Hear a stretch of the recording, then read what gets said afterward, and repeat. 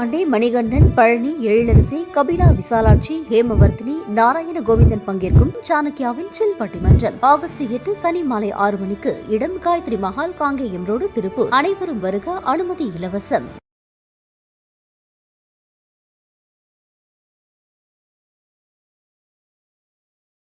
Advisory Council, Government of India, whose distinguished contributions continue to shape India's economic policy landscape. Sir, we are honored by your gracious presence. We will begin today's proceedings with the Tamil Thai Varthu, followed by an invocation by M. Srinidhi and S. Manaswini.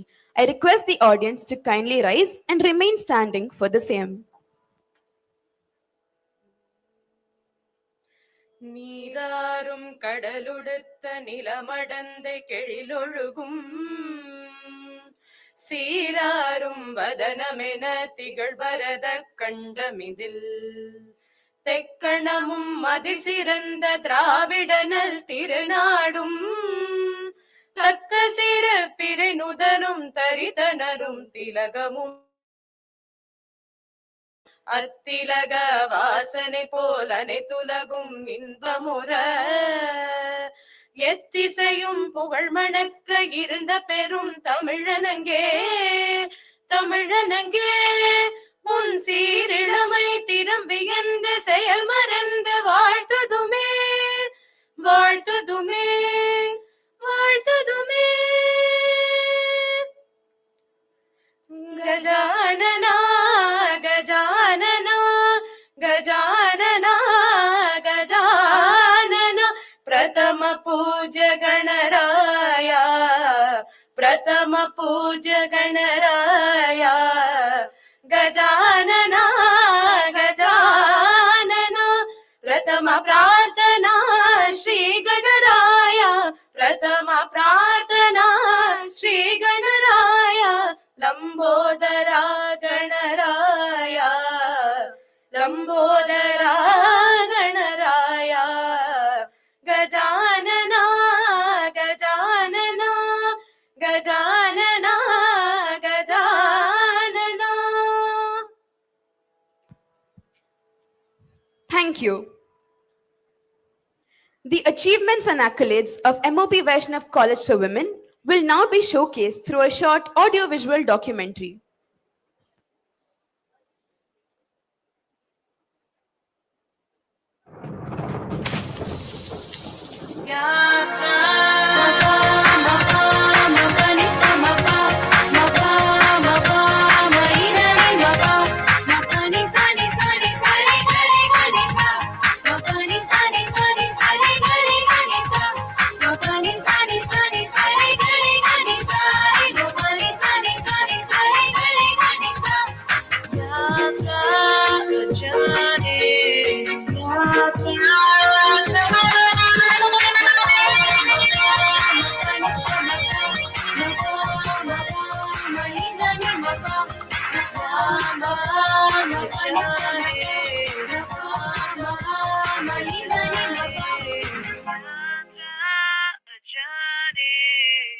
MOP Vaishnav College for Women, established in 1992 by two philanthropic trusts, today offers a portfolio of 8 departments offering 19 undergraduate, 8 postgraduate, and 3 doctoral programs.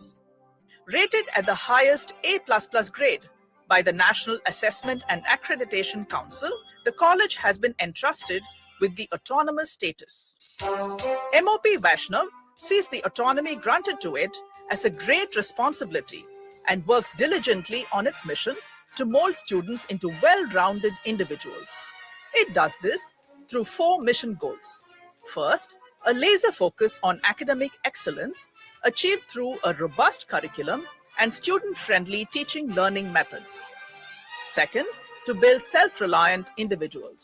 The skilling unit of the college, Kaushal Kendra, offers a host of diploma and certificate courses regularly updated to stay relevant in the marketplace. Third, to provide career opportunities. The placement cell works round the year to connect students with recruiters in the areas of their interest. And finally, to create socially responsible citizens through annual theme-based community service projects that involve all students.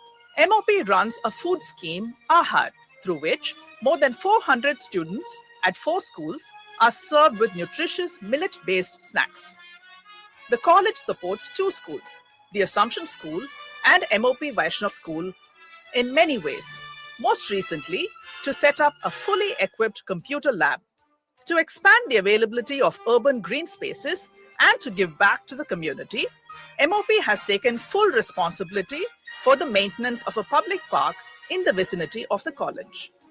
Besides, MOP observes one day every month as No Vehicle Day, when fossil fuel vehicles are not permitted on campus, thus spreading awareness on sustainability.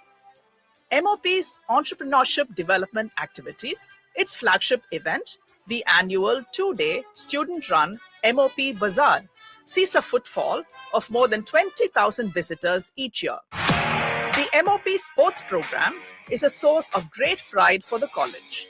Among its leading lights are Ms. Anita Paul Durai, former captain of the Indian basketball team and recipient of the Padma Shri Award, and chess grandmaster Arjuna awardee Ms. R. Vaishali.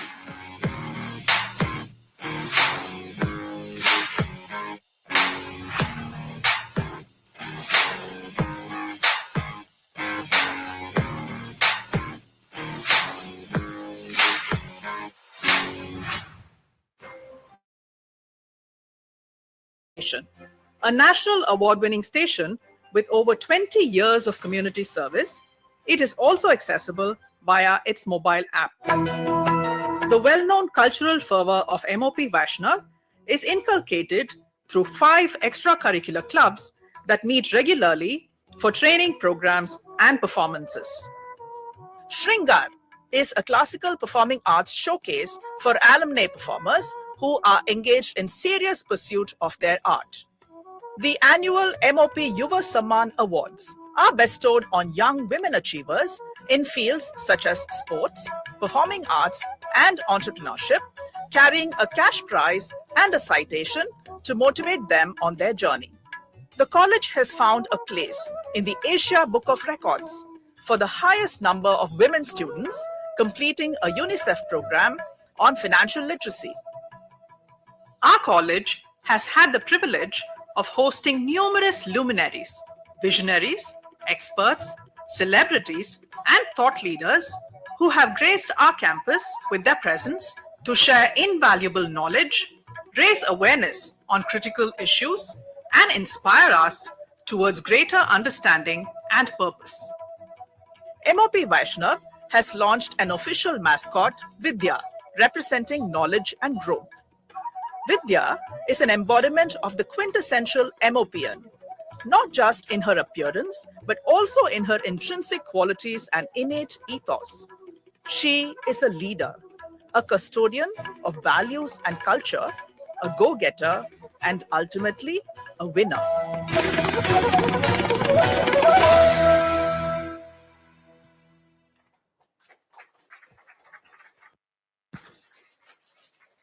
I request the audience to kindly bear with us while the stage is being set up.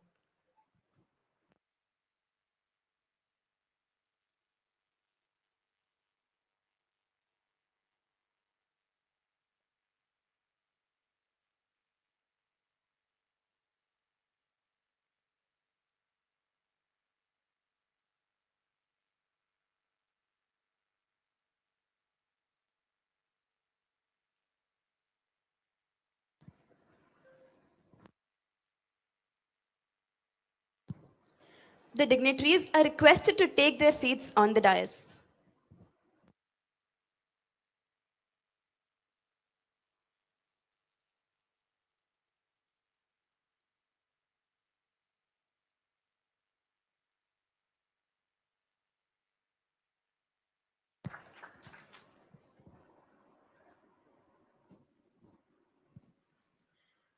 It is our privilege to felicitate our esteemed chief guest, Honorable Shri Sanjeev Sanyal.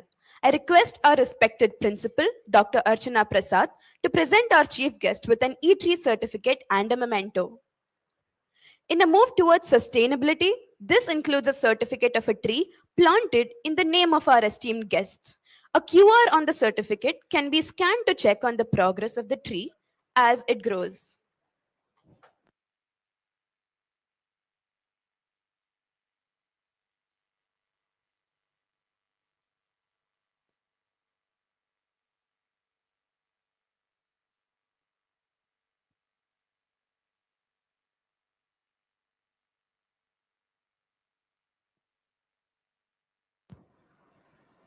Thank you, ma'am. I now request Shri S. Sundararaman, Chartered Accountant and Secretary, Bharat Center for Reforms and Public Policy, to felicitate Shri Sanjeev Sanyal.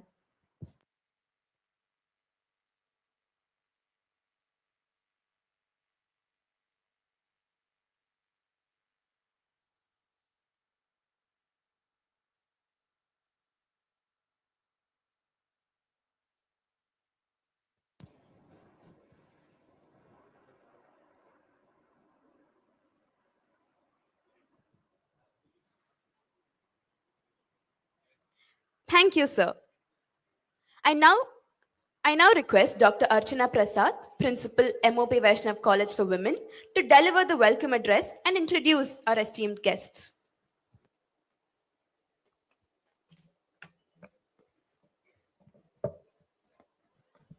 Good morning, namaste, happy day.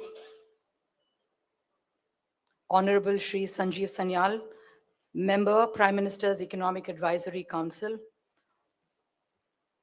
On the dais and co-host of this event, Mr. S. Sundararaman, Chartered Accountant, Secretary, Bharat Center for Reforms and Public Policy. Dignitaries of the dais, eminent citizens of Chennai, invitees, my faculty colleagues, and students of MOP.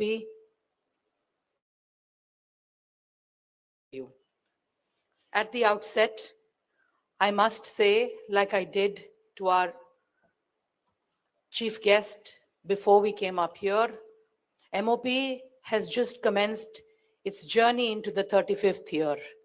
And there could have been no better way to commence this journey than by having a special lecture delivered by the Honorable Member of the Prime Minister's Economic Advisory. Sir, we're extremely fortunate to have you here.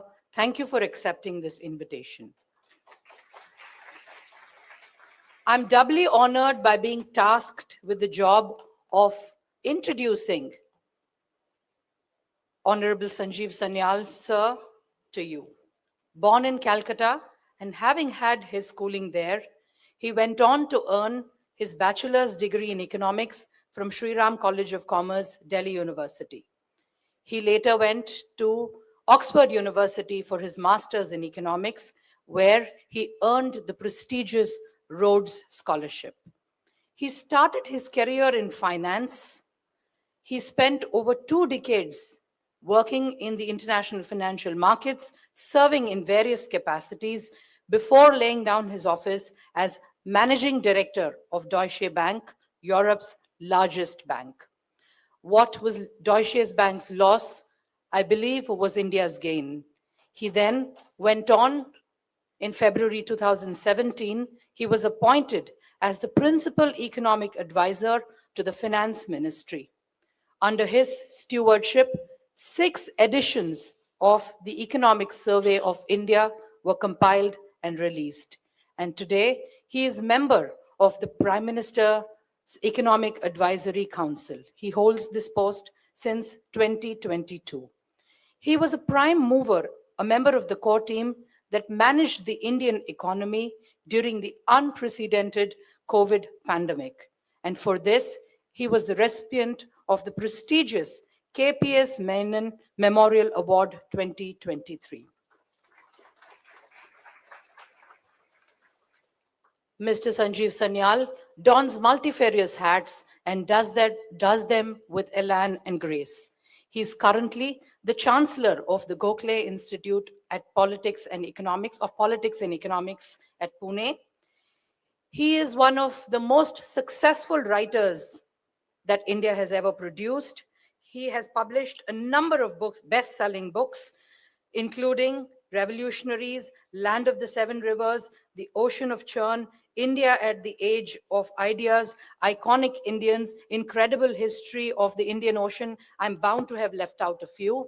He led the first literature festival of the Delhi University.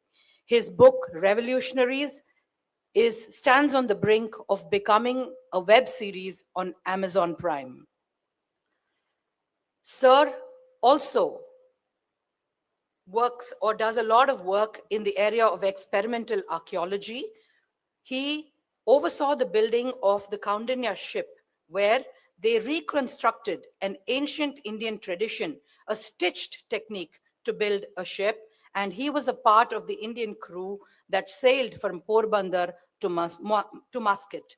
And many of us saw the Prime Minister's glorious tribute to this endeavor and this initiative.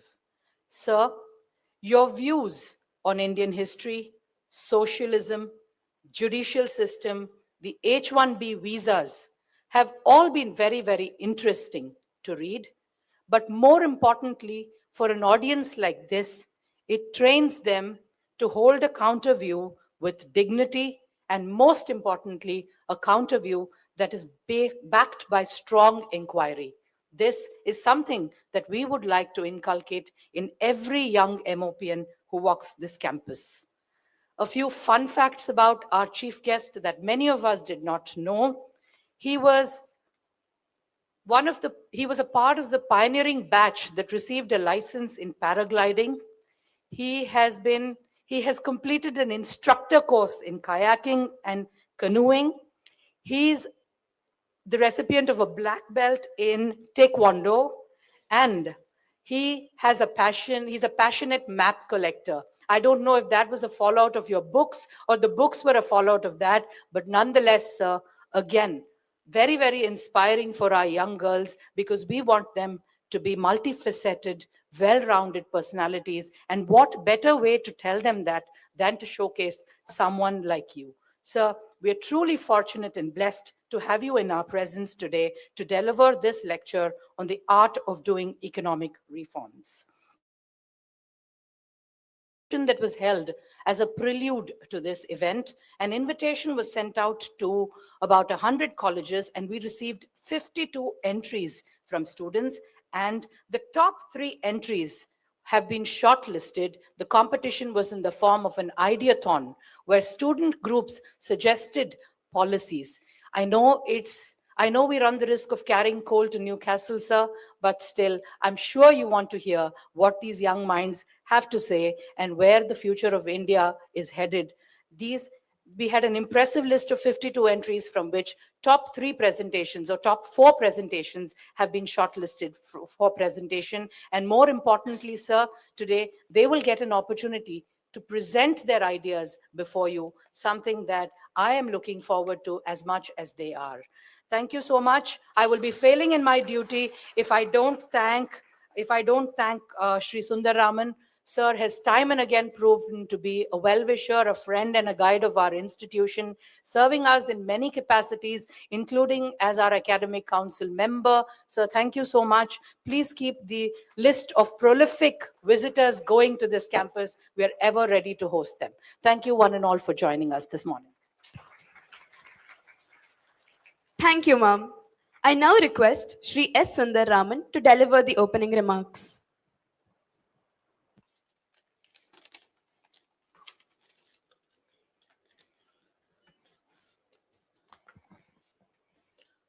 On this auspicious occasion of the Guru Purnima, we bow down with due respect to all the teachers present here. The occasion could not have been blessed more beautifully by the presence of the Honorable Sanjeev Sanyal. Respected Chief Guest, the Dynamic Principal, the Archana Prasad Vargal, எப்பயுமே எந்த ஒரு program as part of the organization that we are associated with, a very short message to ma'am.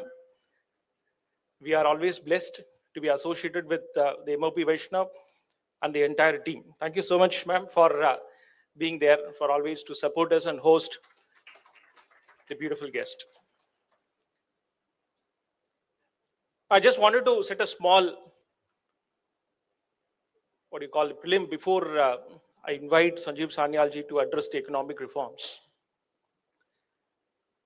Maybe it is a long drawn fight between me and Sanjeev Sanyal ji over a WhatsApp. I've been requesting him whenever he comes to Chennai for the last at least 2 years. Kindly bless us with your presence. And thankfully, this time, maybe he has shown us some blessings. And thank you so much, sir, for accepting our request and to be here. When I pitched in, obviously, I wanted to learn from a lot of his vision thought process, and more particularly after the big the elections went in the Bengal. But obviously, the much better topic today, the art of making economic reforms.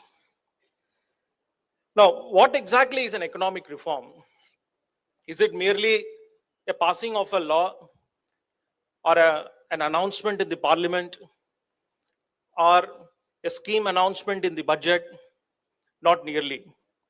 The reform begins when a country accepts that the old system needs to change. It involves correcting the old system, removing unnecessary rules, creating new opportunities, and more importantly, building stronger institutions which supports the same. Obviously, reforms takes time. In more particularly in the last decade, we are able to find out India's economic reforms have changed the lives of every ordinary citizen. The core objective of the government to reach the last man, whether it is the question of digital payments, the financial institution inclusion, startups, the banking reforms, more particularly, much of the credit, whether it's the introduction of the reforms in the non-performing assets, a lot of chartered accountants are here, the insolvency resolution process, the IBC code as such, which the country has now are able to see the simplification of the called the bankruptcy process. The brain behind the same, obviously, Mr. Sanjeev Sanyal ji. Reforms can make life easier and create new opportunities. They may face criticism at first, but nation building takes time. Yeah, reform should be judged by more particularly 3 questions. Did it create opportunities? Did it strengthen institutions? And did it improve people's lives? The art of doing economic reforms, and without taking much of the time, and we have the right speaker here, which is Sanjeev Sanyal ji, for taking us through what are all the various the initiatives which have been taken by the government and what are the economic reforms which has brought to this government. And I will be failing in my duty as a chartered accountant if I do not bring this fact, because a lot of chartered accountants have also come here. Shri Sanyal has strongly supported the growth of Indian professional firms. He believes the Indian chartered accountancy firms should grow, work together, and compete with the global big 4. For chartered accountants like me, this is an important reform. So if Sanjeev Sanyal's interest to go beyond economics, you could have heard from the respected Principal Ma'am's introduction on his recent voyage on missionless, the rope stitched the ship. He has traveled, which brings us to learn that he's not only an economist, he's also an historian, and more particularly bringing back the past, the civilization into practice. Thank you so much, sir, and over to you for your lecture. Thank you. Thank you, sir. I now invite Honorable Shri Sanjeev Sanyal, Member, Prime Minister's Economic Advisory Council, to address the gathering. I request the other dignitaries to kindly occupy their seats off the dais.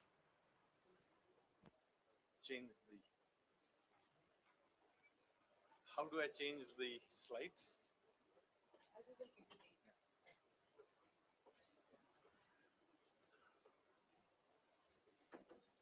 Thank you.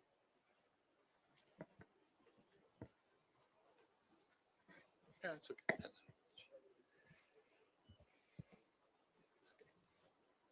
No, it's okay.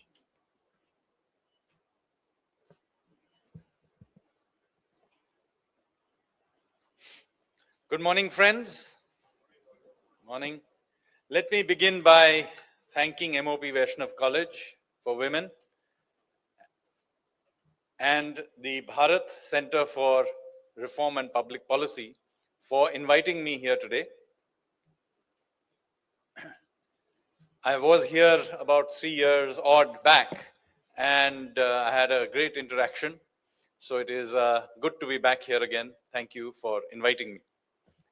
Since today's topic is, associated with an institution that talks about reforms in public policy, I thought this would be an appropriate presentation about how is economic policy reforms actually done. Because you all read in newspapers that so-and-so reform got done, this got done, that got done.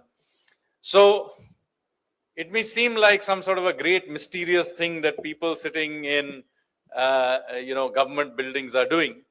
But hopefully I will be able to convince you at the end of it that we reformers are not as crazy as some of you think, and that there is some thought process that goes into many of the reforms that we are attempting to do.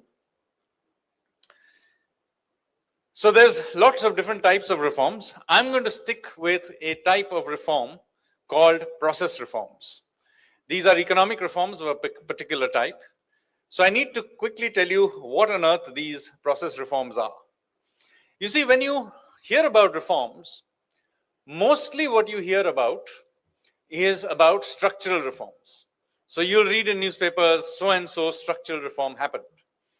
Now, structural reforms are really the very big reforms that happen from time to time. These are called structural because they change the structure of whatever it is that they are trying to reform. So, for example, the GST reform is a structural reform. It's changed the fundamental structure in which indirect taxes were collected in this country.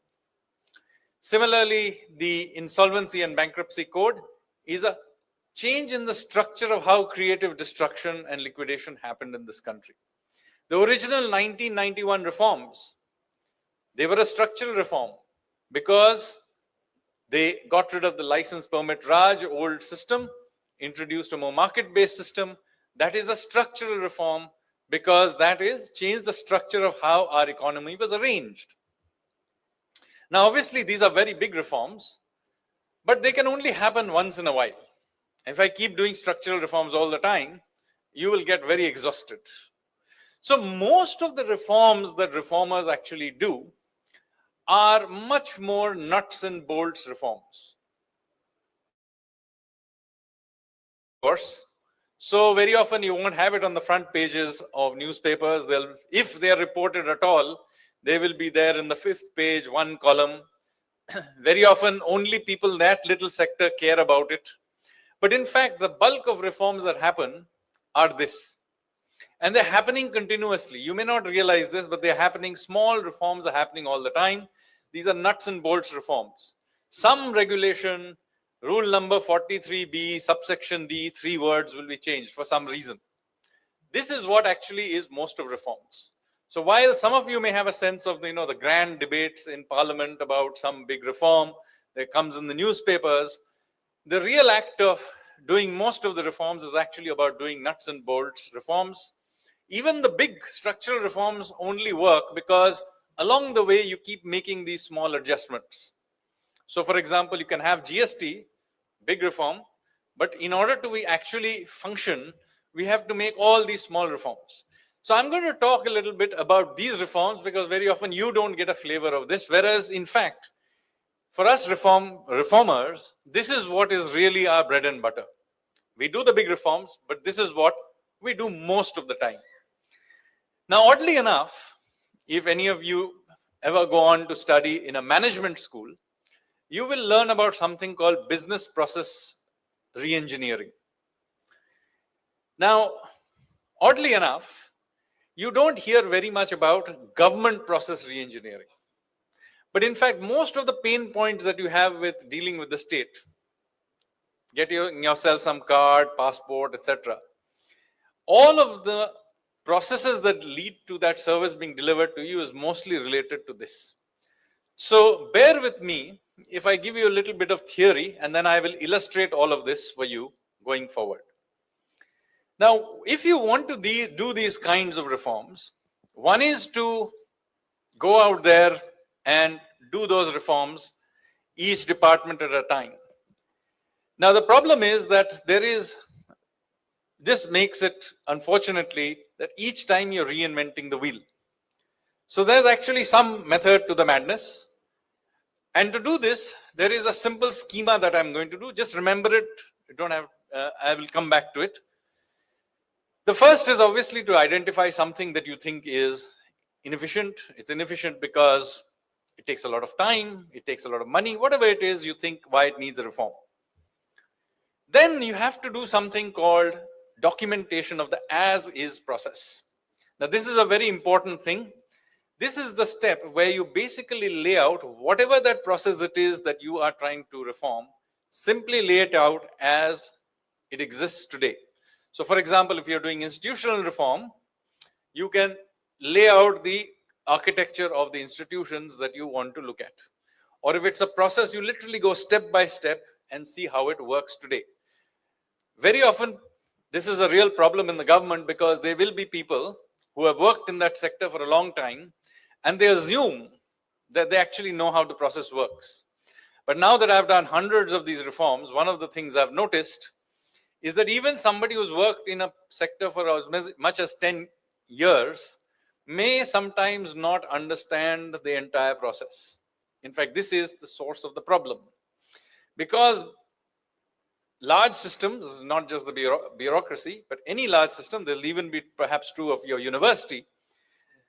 Everybody is in a little box. They don't actually understand what happens before them and after them. So as is, process mapping is very, very important. Then comes the next interesting stuff. Now that you've worked out the process, you begin to identify here exactly what the issue is. Now, why is this an important thing? You see, and I will talk to you a little bit about the 80-20 rule. Most of the time, 80% of the problem, sometimes 90% of the problem is due to 20 to 10% of the process. Why is this an important and useful insight? Because it basically means that in order to get the system going, you don't need to do complicated and disruptive structural reforms. Most of the time, you can actually make the system work by just changing 10 to 20% of the system. That is why process reforms are so powerful. You actually manage to do most of the change with very little effort. Too many times, everybody wants a clean slate and wants to do something completely new. But in fact, you are dealing with a running system. It's like trying to fix a car while you are still driving it. And if you try to change the whole car, you won't be able to do it. So this is why it's important, the 80-20 rule.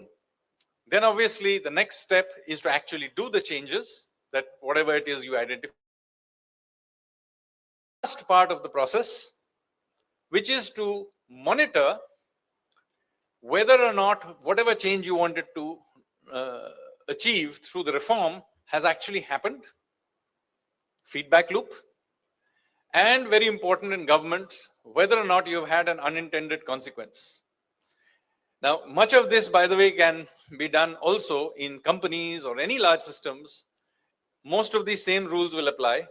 But in the specific case of governments, the feedback loop and unintended consequences are very, very important, because governments are very often difficult places for taking feedback.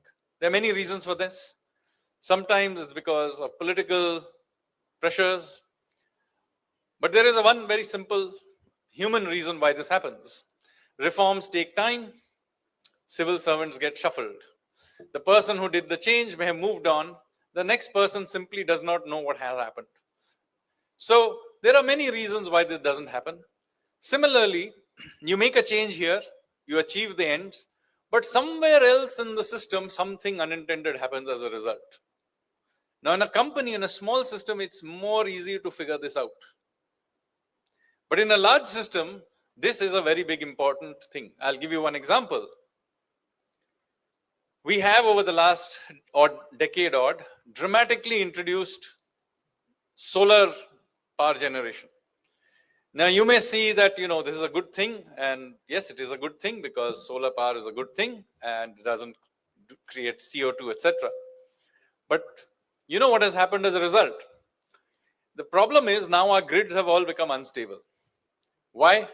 Because during the daylight hours, lots of electricity is produced. But in the evening, when all of you will go home and switch on your air conditioning, lights, etc., there is a massive spike in electricity usage in exactly the same time that the solar power actually switches off because the sun goes down. So, although we are now producing lots and lots more excess energy, just when you need it, you don't get it. So, you now have to invest heavily into storage and other things as well. But meanwhile, what is happening is that at midday, there are many days in which you'll be surprised to hear that the national grid actually refuses to take power. We have so much excess power. It's almost free. You'll get a unit of power at 1 rupee or something like that.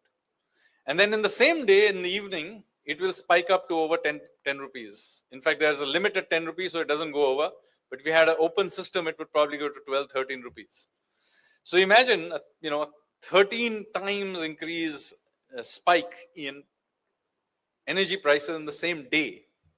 So, we'll fix it, of course, but I'm just pointing out to you how unintended consequences happen. Okay. Now, here is, just so that you know this, the importance of process mapping, and I'm talking about this a little more.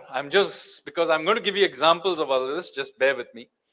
But one of the reasons this is very important is that you see, whenever governments are under pressure to improve some system, what do? They'll tell you, oh, we are digitizing this system. Now, if you digitize the existing system, sometimes you get some benefit.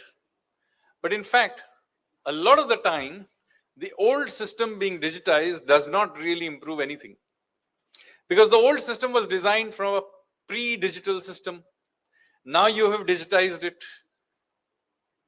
Not much benefit. In fact, sometimes, as I will show you shortly, it may actually worsen the situation. So when you do a change, please map out the process before you do a basic change, because otherwise you may actually not get all the benefits. So this is very important. Oops, some reason it's got stuck. If you can flick to the next slide, please. Yeah. So now I'm going to tell you a little bit about the different kinds. Don't have to memorize this, but these are the kinds of reforms you have. I will give you some illustrations. I have identified 7 types. There might be an 8th type. If you find one, I'll add it here. But here are the kinds of process reforms we usually deal with. The first and most obvious kinds and simplest kinds of process reforms is to revisit lists and precedents that are defaults of any system. So any large system, you can write down all the rules. Even this college, the way it actually functions is because of all the informal rules, precedents, etc., that are the defaults of how human behavior and interaction happens. This is not written down anywhere. It is just how it happens. Somewhere along the way, may have changed it and devised it, but you end up with this kind of a system. So you will end up with these lists. Nobody knows why these lists or precedents exist, but they do. But they heavily influence the way any large system works. I'll give you an example. When I was in finance ministry, every year we used to invite, and they still do, a group of experts from different fields. They may come from industry, from civil society, from different parts of aspects of the economy. They come and meet the finance minister and they give suggestions. Nothing wrong with that. And when I was principal economic advisor, it was my job to call these people and invite them. So in different days, you will see this will happen even this year. You will see. So what happens in these is that you inherit a list of people who were called over the last few years. So when I looked at this list and went through it, there were of course well-known people who are invited from different aspects of Indian society. But it was quite interesting that that list had not been revised for a very long time. So many members of that list were no longer even alive, and yet that list had not been revised. And many prominent people who had emerged in recent years had not got added to it. So something as simple as that doesn't get done. And by the way, the same thing happens even with something as important as your list of national monuments. Okay, so you have a list of nationally protected monuments under AMSAR. India, by the way, has some 3,650 odd national monuments. Now the question is, where did we end up with this list? How did we get this list? Why are there these 3,600 odd monuments and not some other list? It turns out, when I looked at it, this is in 2002 or so, it turns out that some 2/3 of this was simply inherited from the British in 1947. They had a list of nationally protected monuments, which I had in colonial period. We got them. And most of the other 1/3 was inherited from the princely states. So effectively, the entire list was basically made up of some monuments which we inherited from the colonial period. Now, few more monuments were added along the way, but no monument was removed. So when in 2022 I looked at this list, I discovered something quite interesting. First of all, there were several dozen monuments that had gone missing. The Archaeological Survey of India had no idea where these monuments actually were. So much so that they had given a reply in Parliament that they did not know where it was. So that was the first point, and they were still there in the National Monument list. Next, the list was full of colonial era monuments that were clearly not of national importance, which included loads of graves of obscure colonial era officials like PWD engineers and so on. So I'm not talking about, Victoria Memorial or Kolkata or something, which may be a big thing. At least it's aesthetically good looking, something important. So I'm okay with preserving that.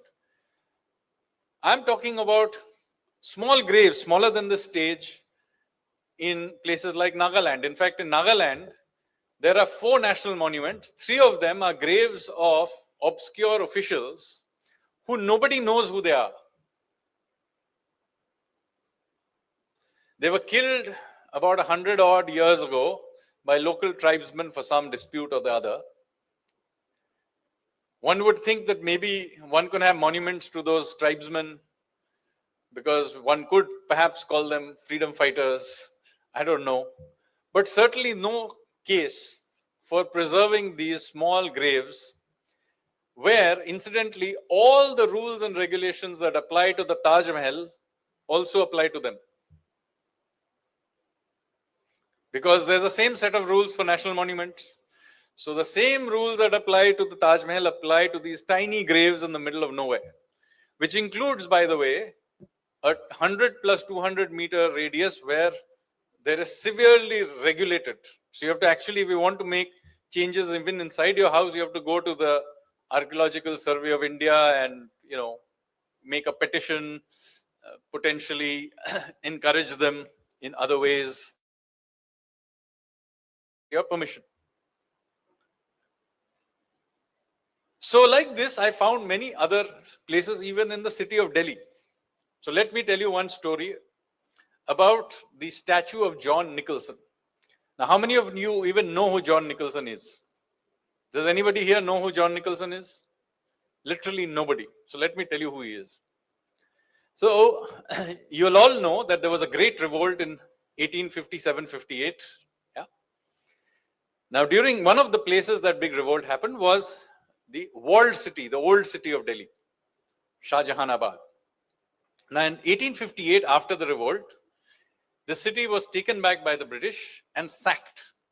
And the British Brigadier General who did it was John Nicholson. Now, John Nicholson was cruel even by the standards of his time. He basically took back the city and he carried out a massive massacre, not just of the rebels, but even of general civilian population. And even at that time, people thought that he was a bit excessive. Anyway, he was a hero to the British. And so in time, they raised a statue to John Nicholson in front of Kashmiri Gate. So Kashmiri Gate, those of you who've been to Delhi, is one of the gates of the old city of Delhi. So now we became independent in 1947. So as I told you, the list became a part of the list of national monuments. This included the statue of John Nicholson in front of Kashmiri Gate. Now nobody bothered to remove it. Till in 1958, John Nicholson's hometown in Northern Ireland wrote a letter to the government of India saying that presumably you no longer have use for this statue. Can you give it to us? Because we will celebrate John Nicholson. So the government of the time took down the statue, wrapped it in bubble wrap, I assume, and sent it off to Northern Ireland, where in the middle of his hometown it's been put up, and I assume every year they commemorate him or whatever. So the John Nicholson statue is now in Northern Ireland. There's only one problem. The problem is that the statue was not delisted from the list of national monuments. So therefore, the empty spot on which it used to stand continued to be a national monument. And the 300-meter radius around it in Kashmiri Gate, which is one of the most densely populated places in Delhi, continued to be regulated by the Archaeological Survey of India. And if you happen to have a house there, you had to go to Archaeological Survey of India, get harassed for months, if not years, perhaps have to pay a small bribe to the local official to get permission to even make small changes to your house. Why? Because you are in the 300-meter radius of a national monument. So finally, when I wrote about this in the newspaper and mocked the officials, they delisted it. So in December 2024, the statue of John Nicholson was finally delisted from the list of national monuments. But his grave, which is just half a kilometer away, is still a national monument. So I am now working on that one. Now that is just type 1. I can give you examples like this of the others. Type 2, which I will come to, administrative streamlining. Here there is an administrative process and you need to change that process in some fashion. Then you have to change the rules and regulations. So under a given law, the department has certain rules and regulations. So sometimes you have to change those rules and regulations. Then sometimes you have to go back to Parliament. So this is where very often the very big changes happen, but sometimes amendments happen which are also process reforms and small changes.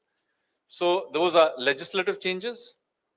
Sometimes you have to add capacity in the government. So for example, just like in a pipeline or in a highway, you can have a lot of width in the capacity and then at one point it is narrow and then widens out again. Now the entire capacity of the pipeline is ultimately just the narrowest point, right? So sometimes you have to widen out that narrowest point. So type 5 is adding state capacity at some choke point. Sometimes it is about removing state and state-enabled monopoly. So sometimes you add capacity, sometimes you have to remove it. So for example, you may be surprised to know that till the year 2020, Google Maps was actually technically illegal in India. So all of you were using Google Maps, all were doing something illegal. Because maps in India was the monopoly of a body called the Survey of India. It's only in 2020 that finally we managed. Sometimes those state monopolies are given to other parties which are outside of government, which are given certain powers. For example, professional bodies. You were mentioning, sir, the Chartered Accountants Institute. That's a professional body. It's not a part of the government, but it is given certain monopoly, and that monopoly can sometimes be misused. And I'll give you one example of it. I have been in recent years trying to advocate that we need to have larger Indian chartered accountancy, but also consultancy bodies from of Indian origin, rather than this big four domination that you have everywhere. Now, there are many reasons for this. One of the major reasons, ironically, is that our own Chartered Accountants Institute actually introduces rules that makes it impossible for Indian consultancies, chartered accountancies, etc., to create brands for themselves. So I have been to many conferences where right behind me it will say Ernst & Young has sponsored it, Deloitte, whatever, PwC, etc. But I have almost never been to one in which our own companies have sponsored it. Now, is this because we don't have any firm at all who can build a brand? Actually, that is not the case.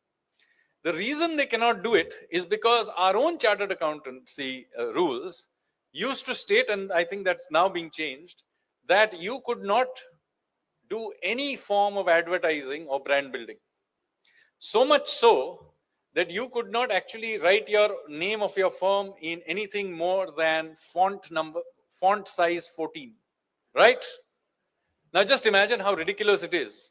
Font size 14. So I have had absurd situations that I have gone to an event where there is a very eminent chartered accountant sitting next to me, and his name is there, and his name of his firm is written in very small font. So I asked him, why is it this ridiculously small? Nobody in the audience can read it.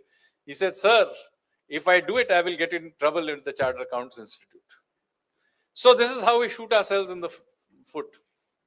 And then, of course, there is the rationalization of institutional architecture of government. So any large system will, over time, accumulate all kinds of old bodies. Some of them may have made sense, but over time, they have become outdated and irrelevant. You need to close them. You need to transfer them and merge them with something. You have to do something about it. This is, again, as I said, not only true of government, it's true of any large organization. It'll be true of universities, it'll be true of large companies and so on. This kind of situation happens all the time, and we need to begin to clean them up. Now what I'm going to do is give you some examples of this, so that in detail. Now, this is about voluntary liquidation of companies. So every year in any country, there are new companies that come and old companies that are written off. Yeah, they go out. Now, some small part of them happened because they went bankrupt or insolvent or something, and so some bad thing happened to them, they had to be shut down. But in any country, something like 80-90% of the companies that shut down in any year happen purely because of voluntary reasons. So, for example, some businessman was running a small company. He's now become old. His kids are not interested in running that company, so he decides to shut it down. Common phenomena.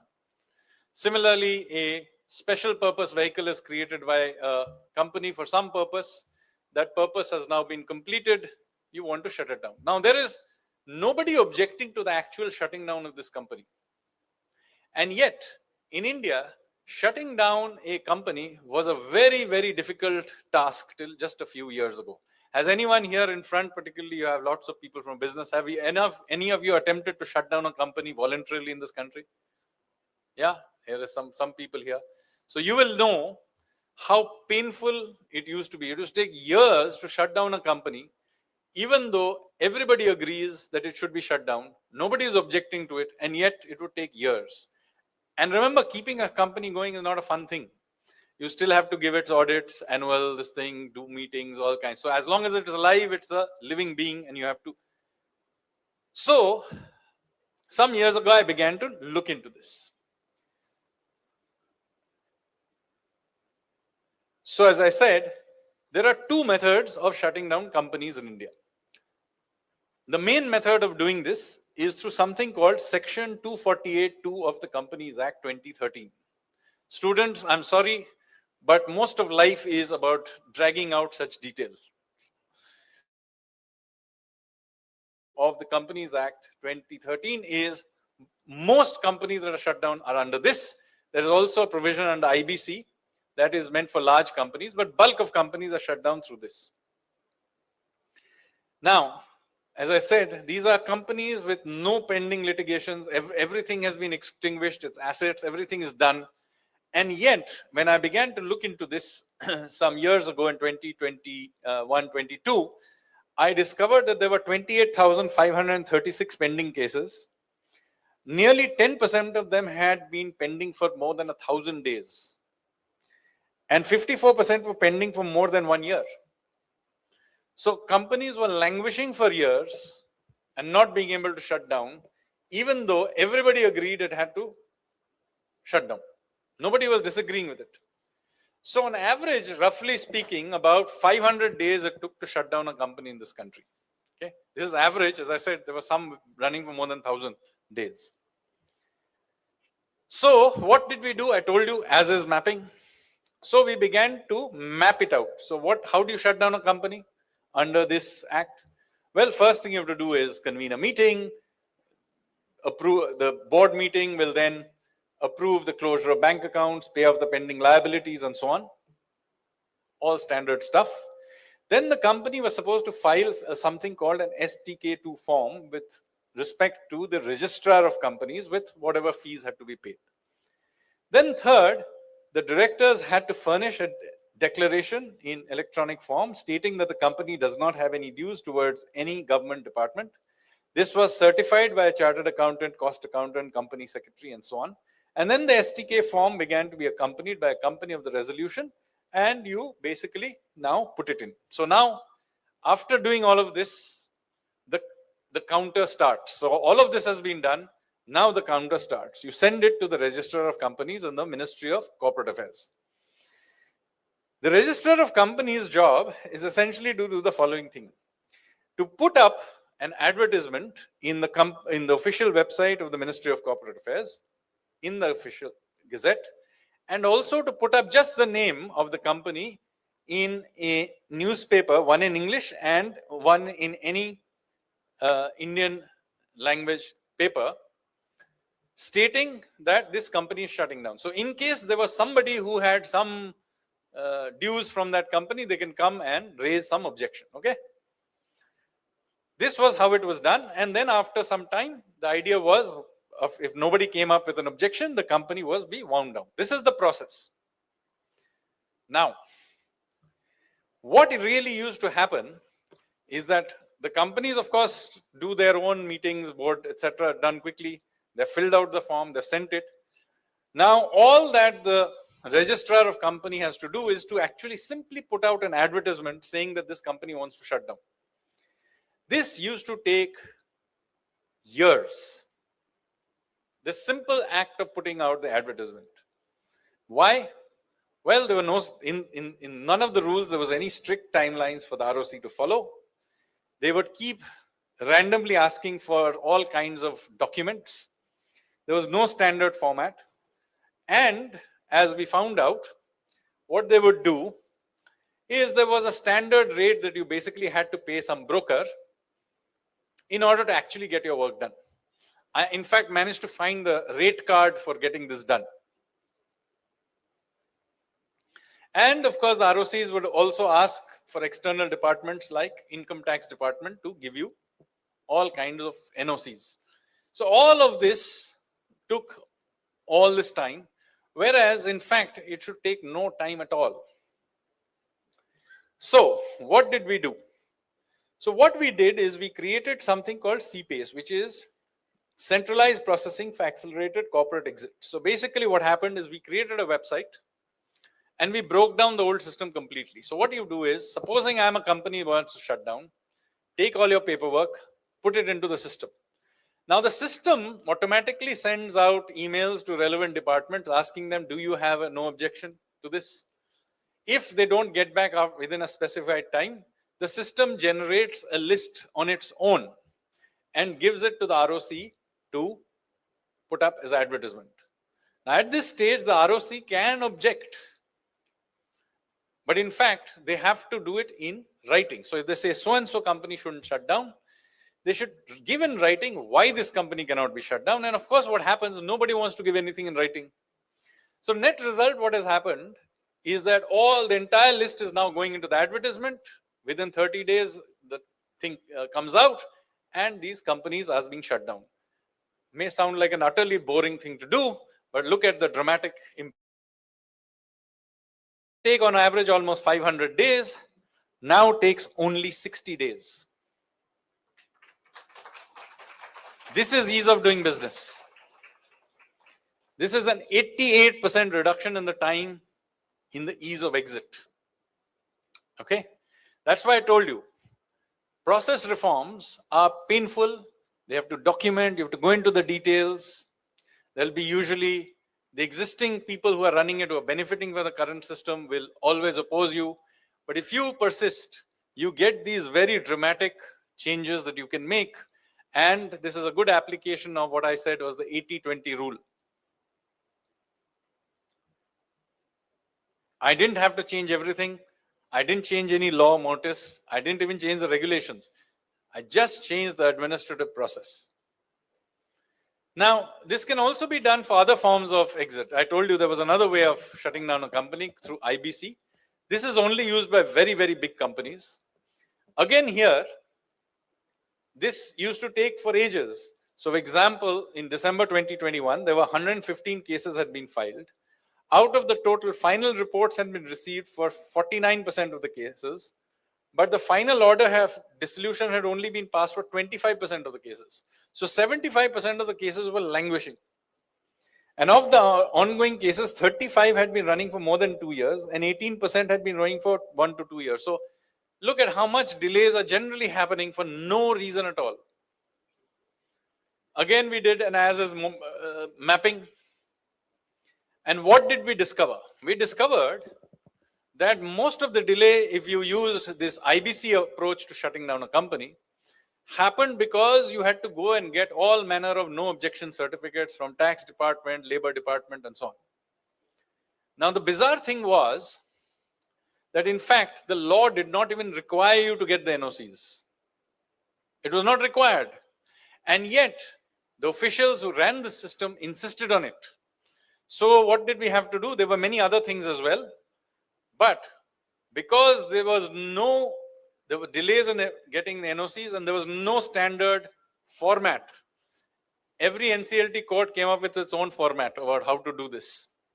So what did we do? We standardized it. First of all, the Insolvency Board of India, Insolvency and Bankruptcy Board of India, in November 2020 actually came up with a clarification which stated, it is hereby clarified that the provisions of the code and regulations of Section 178 of Income Tax Act 1971 and insolvency professionals handling voluntary liquidations, it is not required to seek any NOC from Income Tax Department for compliance of the said process. So you actually had to write it out that you don't need it. Now in most countries, if you didn't write it out, you won't ask for it. We have the opposite problem here. If you don't write it out, they will ask you for it. So we clarified clearly, you don't need it. Then what we did, we created something called Form H. You probably have to use it, sir. This is the thing. It's a standard format. You just tick your way down it. Once you have ticked all the boxes, it is said that the process is complete. No official can ask you for, oh, but you forgot to do something. No. Once this is complete, it's complete. And again, look at the impact. Dramatic improvement in the percentage of cases under voluntary liquidation. It used to be, 44% final report had been submitted, now 78%. Earlier, 22% had been closed, now 59%. Dramatic speeding up of the process. It's not ideal still. I think it can still be improved. But you can see how these small changes, somebody goes in there, finds out what it is that is clogging the system and changes it. That is what the boring business of doing reforms really looks like.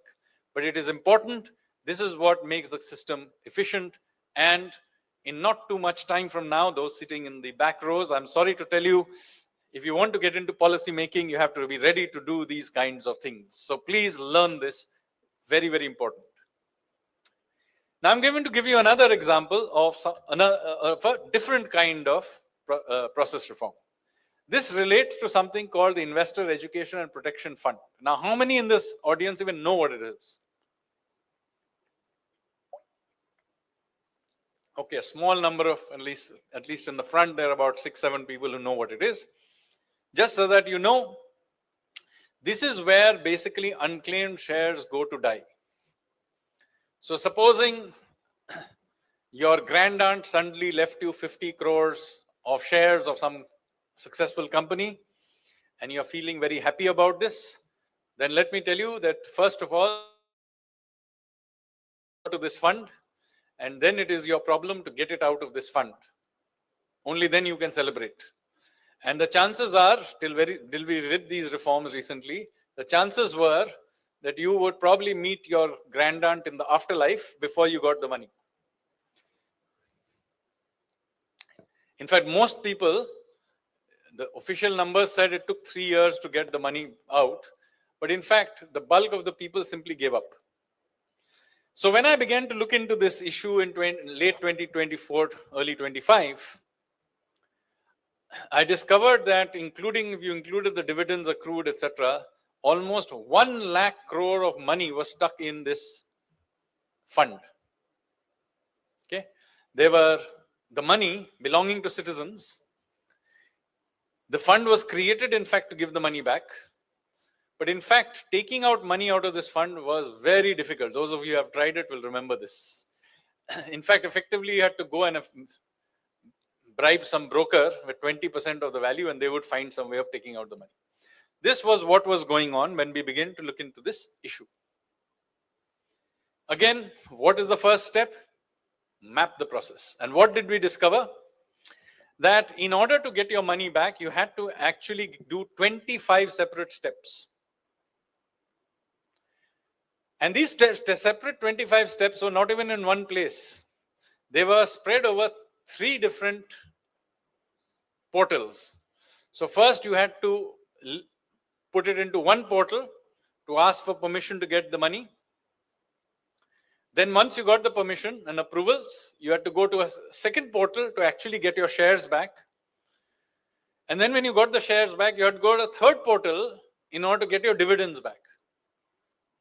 These portals did not talk to each other. And if in the process of doing this, if there was a mistake, in the 24th step, you have to go back to step number 1, which tells you that snakes and ladders in an Indian game. Now, I've long thought that maybe MOP Vaishnav College can try and find out who designed this process and nominate them for next year's Economics Nobel Prize. Now, do you really want me to read you all the 25 steps? There are 25 steps. Okay, let me just at least show you. These are the steps, those you care. For the first website, approval process. You can see this is all very painful stuff. More of the steps to step 13. Then transfer of shares from step 14 onwards goes down. Then for dividend transfer all the way to step 25.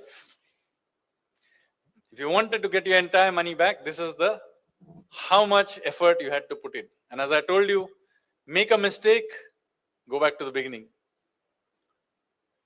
So, as you can see, we mapped out the entire process. Having mapped it out, well, it was obvious what we needed to do. Among the many things that we discovered was the first obvious thing. They were on 3 separate portals. All you needed to do, first of all, was to unify them. Because many of the mistakes that used to happen is the manual entry of data that didn't go from one to the other. And then when you manually entered it, the people running the second portal had to go and verify from the people of the first portal whether correct data had been uploaded. Completely simple thing. all we did was used APIs to get these things to become seamless, just talk to each other. So it became one portal, one process. Didn't have. Now, why? Remember, I told you, don't take an old process and simply lay on digitization. It'll actually make it more complicated. The old process before digitization was actually simpler, but at least the same file would move up. Here, you took a file, got everything, uploaded it, pulled it out again. This was what was going on. So, first thing, unify all those. Just by doing it, I managed to, and did some other simplification. So, wherever you had sequential processes, I made them parallel. Basically, we took 25 down to 14 just by doing this. And then we simplified a few things else. Removed the manual parts. 4 steps went down. Various things happened parallelly. So all these kinds of solutions happened. Here is what happened as a result of this change. Look at it. So we were doing something like 900 odd approvals a month till August. We introduced this system in end September of 25, and look at how it begins to go up. In October, it jumps up to 3,600 cases, approvals, jumps then to 7,500, jumps further to 11,400, and the last month of data that we have is for March, it goes up to 14,500 cases in 1 month by just simplifying this process. So much so that we are now getting rid of the backlog. And in the next few months, we will actually have cleared up the backlog entirely. And in fact, this number will go down because we are not getting so many cases coming at the same speed. So we're actually waiting for you. So if your grand aunt did give you a lot of money and you hadn't been able to get it back, this is your time in the sun. Same data in a slightly different way. That was the number of approvals. This is by number of shares transferred. And you can see what was going on till last April, September. And now October to March, we are doing a multiple of the number of shares transferred. Same data, just by number of shares. So, hopefully by now you have been convinced about how process reforms are done, how to think about problem solving, identifying the blockages, making the changes, and trying to get that system to work. Now, one of the things is that as a result of now having done literally hundreds of these changes, there are some things that I have learned about process reforms and about the art of making rules themselves. See, you have to know one important thing about the world, which is that the world is intrinsically unpredictable. If you hang around long enough, something will happen that you could not have predicted. You've seen it in the last few years. There was no way in January 2020, I could have predicted that the next 2 years would be impacted by some virus called COVID-19 emanating from Wuhan, China, that was going to upturn our entire lives. Completely unpredictable thing. In the last few months, we have had a war in Iran. Before that, we had a tariff issue, and so on and so forth. The world is continuously being buffeted by shocks. So sitting here, the world can go into multiple different pathways, and so it is impossible to judge where it will go. Why is this an important insight? It is an insight because it leads to the Nobel Prize winning research of somebody called Oliver Hart. Oliver Hart made something called the incomplete contract theory. So basically what he said, that it is not possible to create a contract between two people. And by the way, this includes laws and regulations, because that's a contract between the state and the citizen. So there is no such thing as a law or a contract that is complete, that can take care of every possible future outcome that can happen. If you attempted to create a law that was able to deal with every possible future outcome, that law would be infinitely long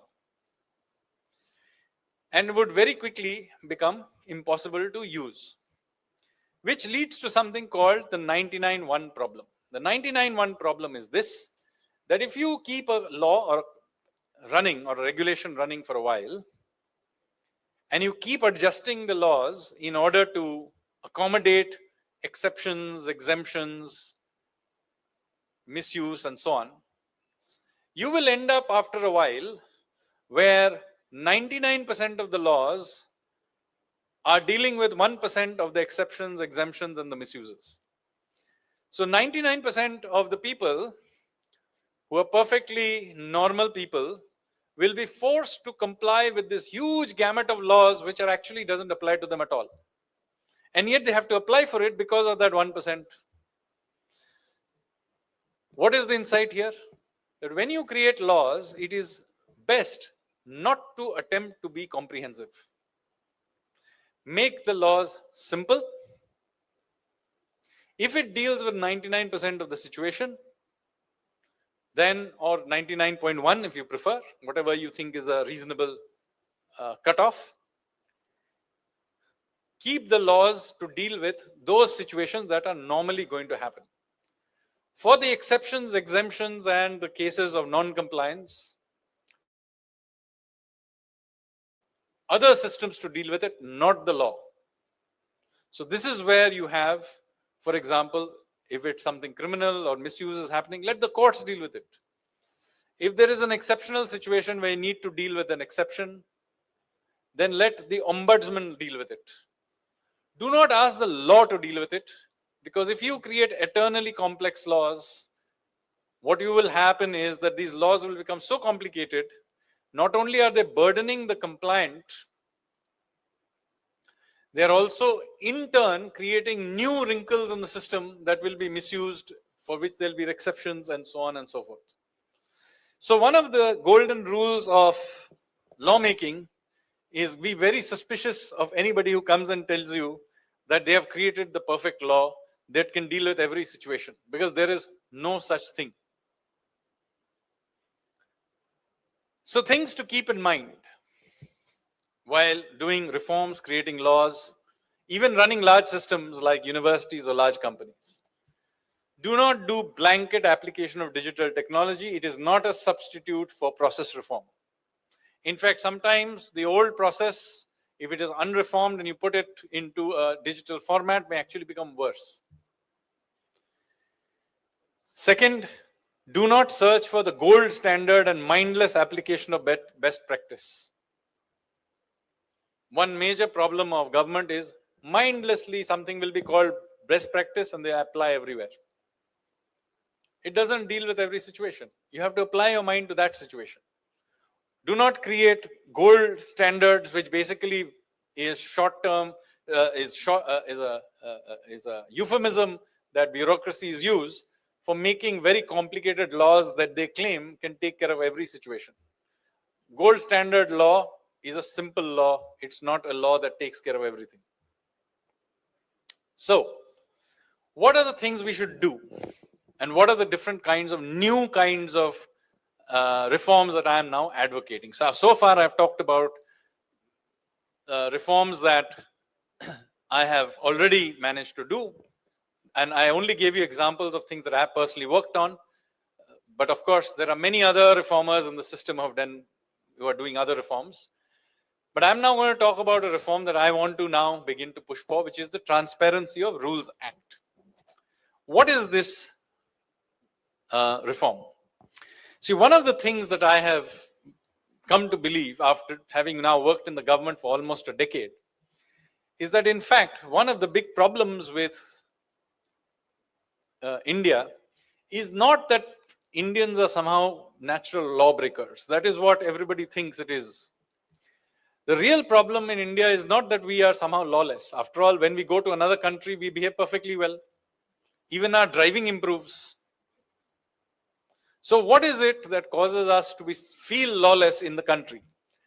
The reason is a very simple one, that in fact, most citizens of India do not know what the rules, regulations, and laws are. That is the fundamental reason. And why don't we know what the laws are? Because in fact, it is extremely difficult to find out what the rules are, because it's not in one place. I'm quite certain if I ask you to tell me exactly what the fine is for maybe driving on the wrong side of the road in Chennai or in Tamil Nadu generally, you will not be able to tell me by Googling it up. Just try. You will not be able to know, is the cop supposed to take your license or not? Nowhere it's written. How much money is he supposed to charge you for doing this? What is the procedure? Not written anywhere. This is where a lot of the rent-seeking harassment happens. Similarly, in many other aspects, you will discover that you do not know what the rule is. You think you have followed the rule. When you actually turn up in dealing with the government, you'll be told, sorry, you have not filled form J1 and complied with rule 78 subsection D. Now, how do I know where the section D is and what is it? So this is a major problem that you have. And yet, the entire basis of all legal systems, including India, is that an ignorance of the law is not a defense. Right? So you cannot say, sorry, I didn't know what the law is. The citizen is supposed to know. But my argument against this is, yes, I will know the law, but I should have a fighting chance of finding out what it is. How do I find out what it is? Impossible to know. So I am arguing for something called the Transparency of Rules Act, which will say the following, that what this law will do is, first of all laws, rules, regulations, forms, and other citizen-facing requirements shall be easily acceptable in a dedicated, centralized portal and on the websites of the relevant department of agency. They have to put it up. If they have not put it up, that rule or regulation, it will be deemed not to apply. And if they put something wrong down, then that law will apply till they have changed it. So, for example, if the Transport Ministry by mistake writes that in order to get a driving license, I have to learn Bharatnatyam, and I have learned Bharatnatyam, then you have to give me my license. It's your problem to tell me what the law is. And it's only when you've changed the rule, then you can ask me to learn how to drive a car. Otherwise, Bharatnatyam. Similarly, the website where these laws and rules will be changed will have to be time-stamped. Why is this important? Because then retrospectively rules cannot be changed. I will know that at 9 o'clock on July 25th, 2026, this rule applied to me. At 10 o'clock, the rule was changed. But at 9 o'clock, I did something that violates the 10 o'clock rule. I cannot be held responsible. There was no way for me to know what the future rule would be. So therefore, it has to be time-stamped. And the third, and very important, is that these rules have to be presented to me as a citizen in one form, not as a series of circulars. How am I to know which circular is the latest one? How do I know? So if I go to the website, I should be able to do this. Now, this is not a complicated thing to do. Go and look at Wikipedia. Wikipedia tells you what the rules are. It also allows you to go and look at the history. But it doesn't ask me to look through the entire history to figure out what the current position is. So the current position should be told to me clearly. And as I said, it is time-stamped. So you can't change it suddenly. I can go back and look at what the past law was as well. And in this way, we will remove a very major source of uncertainty in how our governance is done, a major source of harassment, and a major source of rent seeking. This is a very important reform that we need to do. I have been advocating it, and I hope I've convinced people in this audience that this is a law that needs to be backed. I'll give you an example of something we have already done in these directions, something called the RBI's Master Circulars. Till 2025, the RBI used to have something like, I don't know, something more than 9,000 circulars. Many of them contradicted themselves. Sir, you deal with FEMA and all that, you will know this. So there were 9,000 plus such circulars, some of them dating back to 1944. Nobody knew which of these applied and which of them didn't because you hadn't scrapped them. This led to, as you can imagine, confusion, harassment, and many other things. Now, as of November 28, 25, the RBI announced the final issuance of 244 master circulars, of which basically the 9,446 circulars that you used to deal with, 3,809 have now been subsumed into these master circulars. So all those laws have now exist, and as a result, 5,673 have been repealed as obsolete. So as a citizen, you now know that those 3,809 are the ones you're supposed to follow, and those are now nicely and neatly given to you in the form of 244 master directions. Clearly tells you, supposing you're dealing with banking, then go here. If you're dealing with foreign exchange, go there, and so on and so forth. And once a year or thereabouts, they are going to carry on. Now, one point I want to make. They did not change any rules here. It's the same rules. All they have done is gotten rid of the garbage, told you what the rules are, and presented to you in a clear format. It's as is. And the result of this is dramatically lowering all the unnecessary harassment, conflict, confusion that used to be there. So this is an example of the transparency of rules that I have been advocating. So here are some conclusions before I stop, and maybe you can do some Q&A. The process reforms, as I said, are an important part of policy and governing toolkit. Most of the time, they require small, targeted, iterative changes. This is because everybody loves to have these big, grand reforms. Those are disruptive, they're difficult to do, but the point is, they're mostly not needed. Once in a while you need them. Yes, you couldn't have gone from the old tax system to the GST system without one big leap. So sometimes you do need structural reforms, but most of the time actually you need to do small iterative changes. They're less disruptive. Supposing a mistake happens, they're easy to unwind and do again, and so on and so forth. Second, we need academia here. I'm in an academic institution. I need you to help me document the large numbers of reforms that happen, because if we do not document it in a nice academic way, we cannot teach it. The business changes and re-engineering that happen tend to be made into nice case studies that are taught in management schools. This is hugely beneficial to those who want to become managers. Unfortunately, the same thing is not done in public administration at all. So those who are studying public administration or economics, it is very unlikely that you will be taught how to do a reform.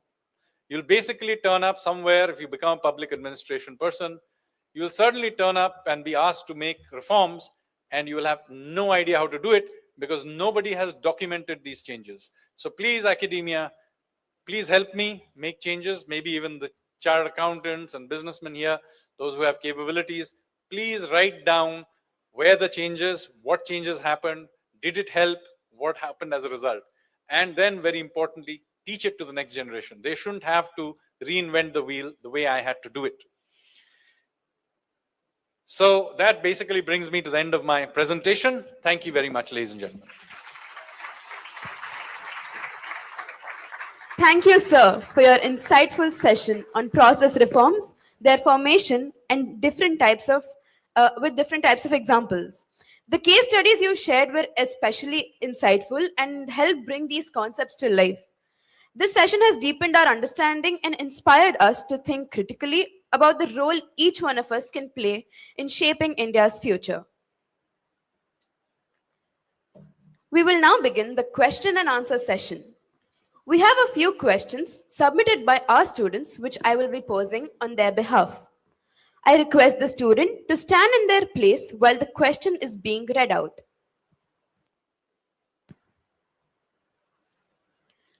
The first question is asked by Sarayu V, 2nd MA Public Policy.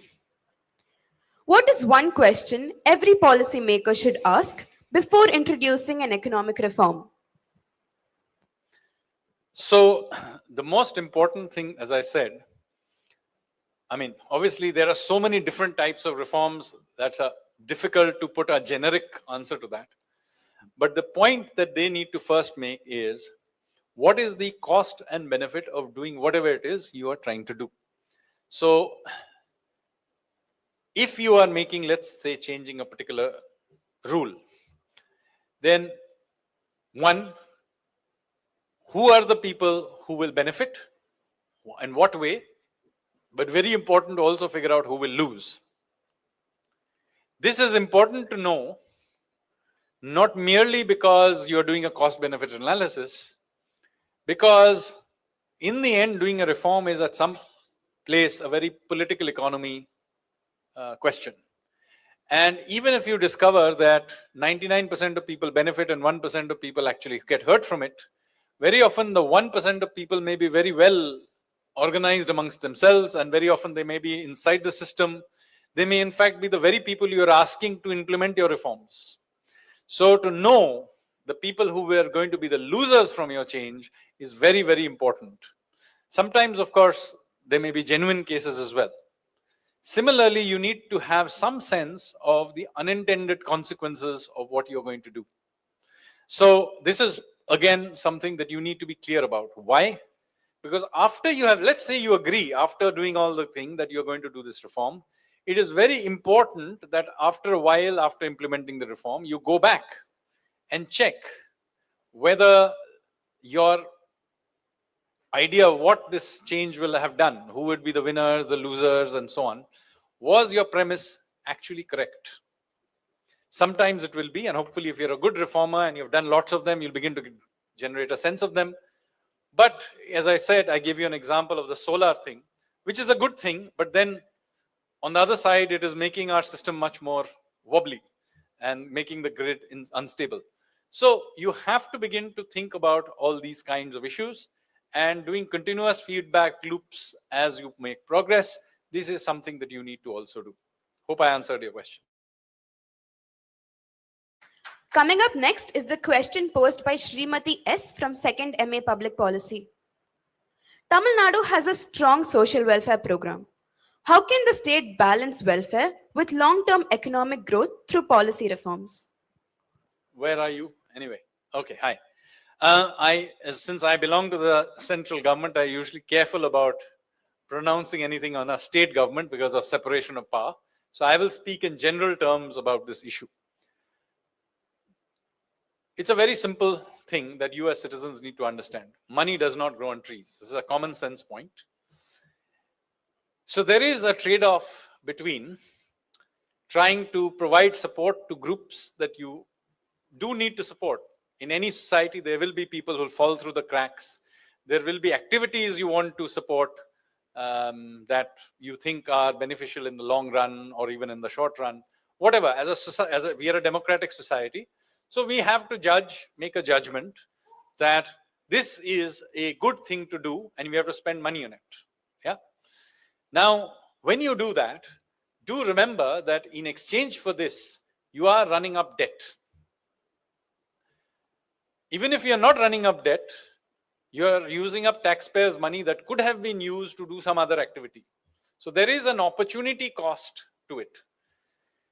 So when you're doing that, each society needs to judge that, is this a sensible thing to be doing?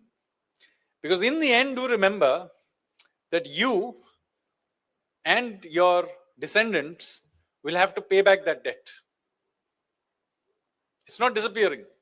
You may have to repay it and actually pay it back in taxes, or you may have to repay it back in inflation, which is basically another form of taxation. So if you don't want future taxation or you don't want future inflation, then you may want to look at whether or not the welfare or any other kind of spending you're doing, could be non-welfare spending as well, is it a sensible place to be spending your hard-earned money of today and future streams of income as well. This is why you need societies to have a mature and open discussion about these issues. Sadly, these issues tend to get politicized, but then it is the job of the intellectual class of every society to stand up and make that point at whichever level of society needed. Sometimes it's at the central level, sometimes state level. It can also be, by the way, at the municipal level. I hope I answered your question. Yeah, thank you. Third, we have Tanishka Skandamurgan from 3rd BA Economics. To what extent is public policy in India driven by economic theory rather than political considerations? And how do policymakers balance the two when they conflict? So, well, we are a democracy. So, in the end, the people of this country are sovereign. So, if we, as people of India, have elected a group of people to parliament, legislature, panchayat, whatever it is, and they have done the thing that the people of this country want, then the way the system is set up, we have to argue that they have done the right thing. Now, if you feel that that leads to populism, then a society will ultimately get the leaders it elects. So if you elect people who do populist things, then do not complain, because we live, after all, in a democracy where the people have asked for that thing. So that is why it is important for open debate to happen, for citizens to be aware of what is being offered by the political class. If, for example, the political class provides an option which is economically a bad idea in the long run, and the population still opts for it, well, don't blame either the economist or even the political leaders. It is we, the citizens, ultimately have to take ownership. So this is why it is important that we, the citizens of this country, take ownership and do not blame either the economists or the politicians if they are doing exactly what they were elected to do. Next, we have Sahanashri Ashok from 3rd BA Economics. This will have to be maybe the last question from students. I'll take 1 or 2 questions from the non-students as well. Yeah. Yes, sorry, carry on. How can India sustain 7 to 8% economic growth to reach $30 to $40 trillion GDP by 2040 without widening existing regional and financial inequalities? So sustaining growth is a tricky thing, because India is today growing at the fastest rates of any major economy in the world.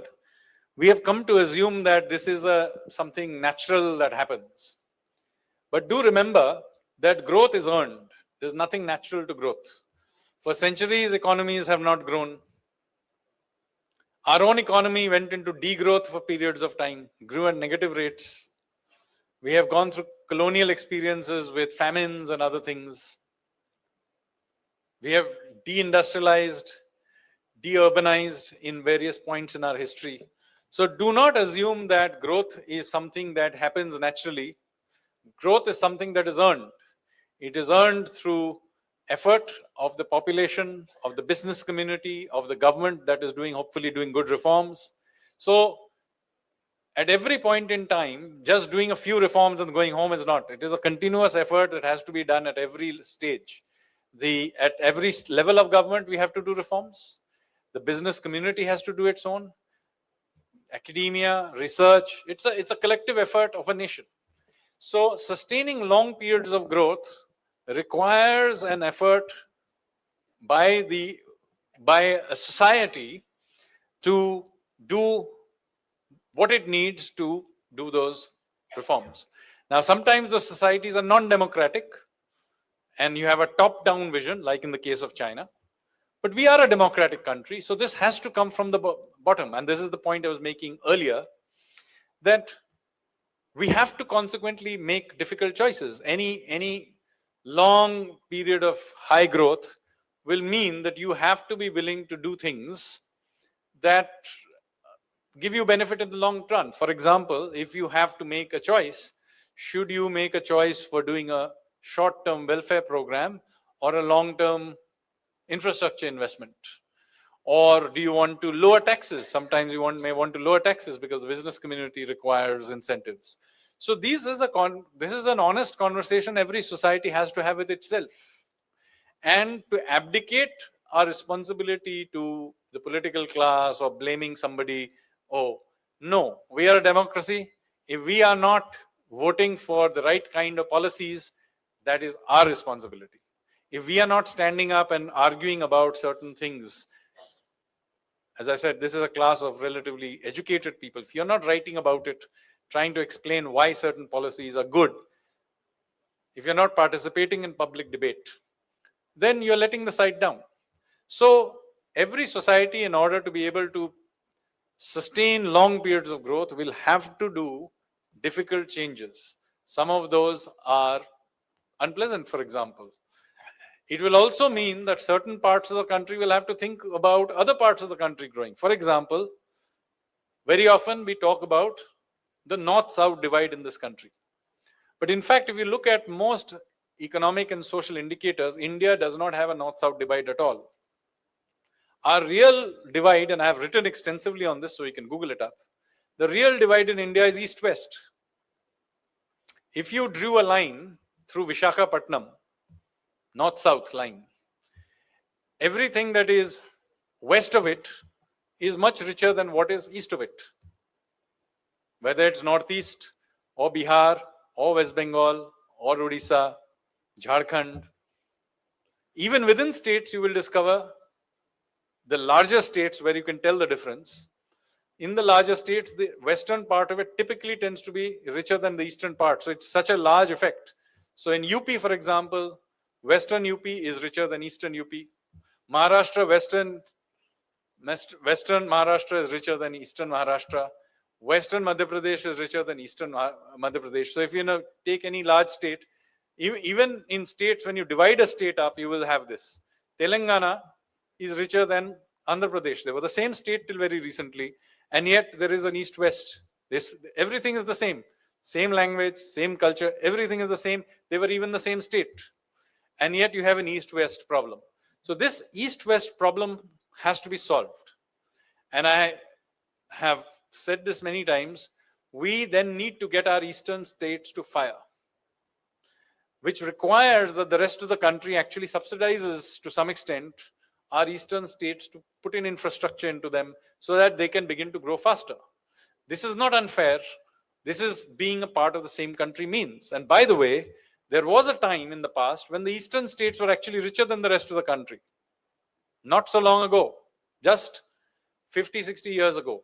Kolkata was the largest industrial hub in the country. And West Bengal had a per capita income that was 27% 1960s. At that time, something called freight equalization was introduced, which allowed resources of Eastern India, like coal, for example, to be transported across the country at the same price. This is one of the reasons, by the way, other parts of the country which didn't have these natural resources benefited from the eastern country part of the country's natural resources. So it is not unfair in my view that if we make choices where balanced development of the country, where the richer parts of the country, and today the southern part of the country and the western part of the country are somewhat richer, they need to be willing to allow the central government to do some amount of resource transfer to the eastern half of the country. This is a fair thing to ask for. I hope I answered your question. Thank you. The floor is now open for questions from the audience. Yeah, maybe some of the ones in front who have been asking for a while. The gentleman with a turban. Thank you, sir. Thanks for the insightful session. So I have a question. Yeah, Is but stick to questions that are Yeah. about economics and not about sailing and other things that will go off in other tangents. Yeah. Is there any initiative or to encourage innovation and independent regulators, or to encourage those kind of system in terms of policy reforms and things like that? Yes. So one of the innovation, see, ultimately risk taking in a general sum. So one of it is innovation as in scientific innovation, but more widely innovation as in risk taking by the business community, the scientific community and others. This is something that is absolutely key to growth. This is what generates the excess value generation. By the way, even the reforms I was talking as a form of innovation. This has to be encouraged as a way of life. Now, one of it is obviously policy changes. So we have become, since the last 35 odd years, since the 90s reforms, become a much more market-based system. So that hopefully provides market incentives for innovation. But there are other kinds of innovations that need to happen as well. For example, scientific community and innovation. IIT Madras, by the way, is a very good example of this. Innovation does not happen in isolation. You need to create small hubs where there is cross-fertilization of ideas, there is a culture of innovation and so on. And you will be proud as a citizen of this city to know that IIT Madras has created perhaps the best innovation cluster that exists in the country. It's, I would say, world-class. Just yesterday, I went to their Discovery campus and looked at the young men and women. Most of them are in their 20s, not much older than the audience. They are designing rockets to go into space. They already sent some into space. There was another one group that was doing drone taxis. So if you're having problems with your traffic, maybe the next time I come here, I will take a drone taxi and avoid the traffic. So they've already built some prototypes and they're flying them around.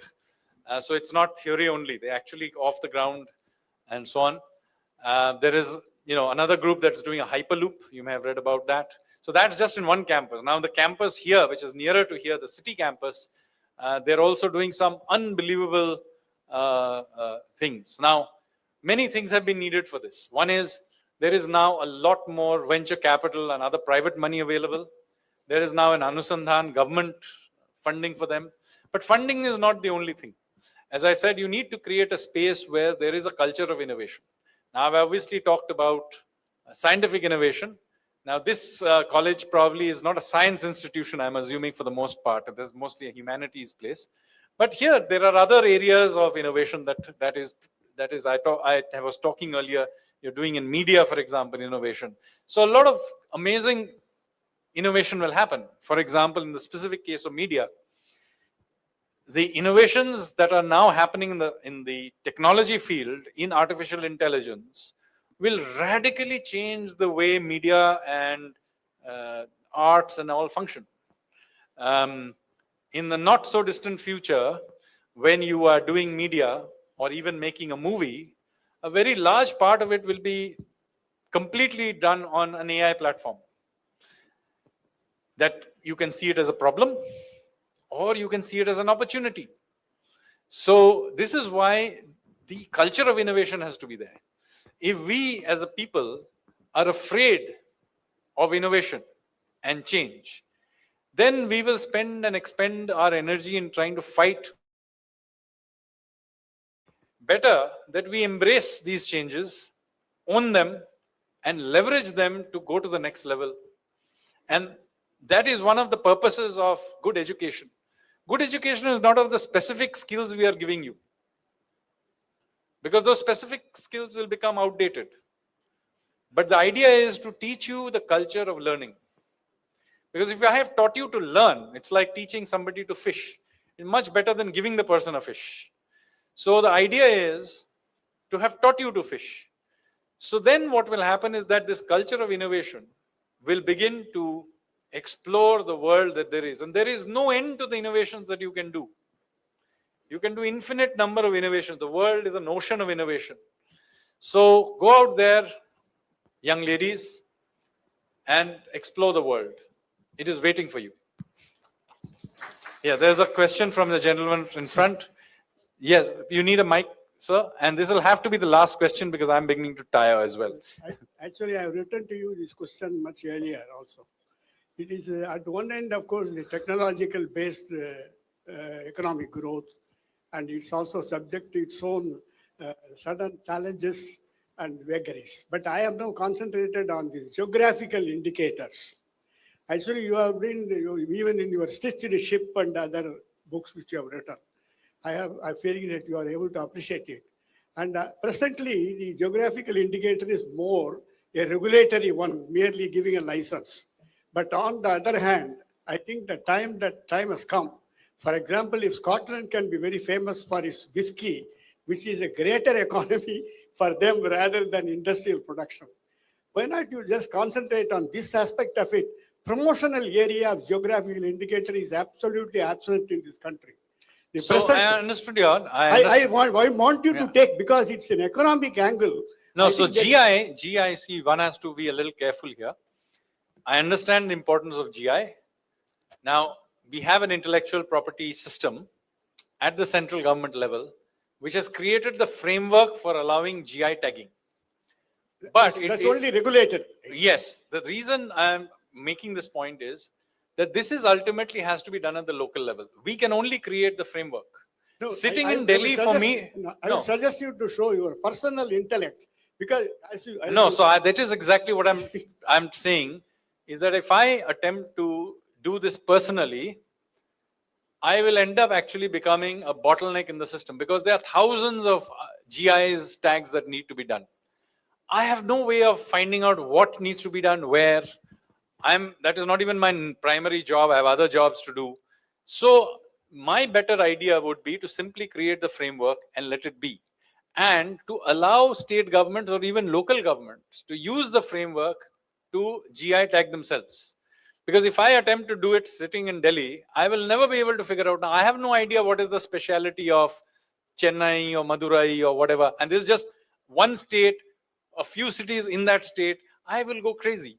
So much simpler for me to just create the framework and then come to you and say, why don't you take it up with your local government, not just government, why should it be government? It can be companies, it can be cooperatives, it can be cultural organizations. Decide what is it that you think is worthy of GI tagging. Not everything is worthy of GI tagging. You decide what is worthy of GI tagging. We have created a system at the center, a system where you can tag yourself. I don't think you should wait for the central government to come to you and tag it, because we will take forever.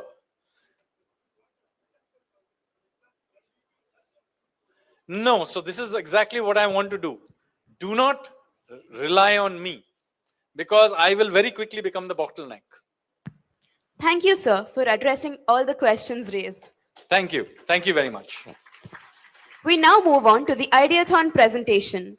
I request our chief guest to take his seat off the dais. An intercollegiate student civic innovation ideathon was conducted across Chennai, organized by the institution's Innovation Council, IIC, MOP Vaishnav College for Women, in association with the Bharat Center for Reforms in Public Policy, BCRPP. After receiving 52 entries from aspiring innovators, 4 outstanding teams were shortlisted by the jury. They will now present their proposals, each with a time limit of 3 minutes. I now call upon the first team, Kavinaya M. and Shanmugapriya G., MOP Vaishnav College for Women.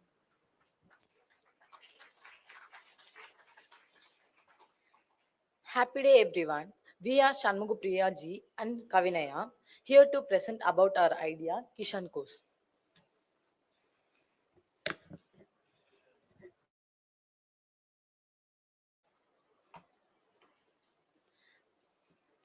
So, how can a country with record food production but still lose million tons of harvested crops every year? So, one second.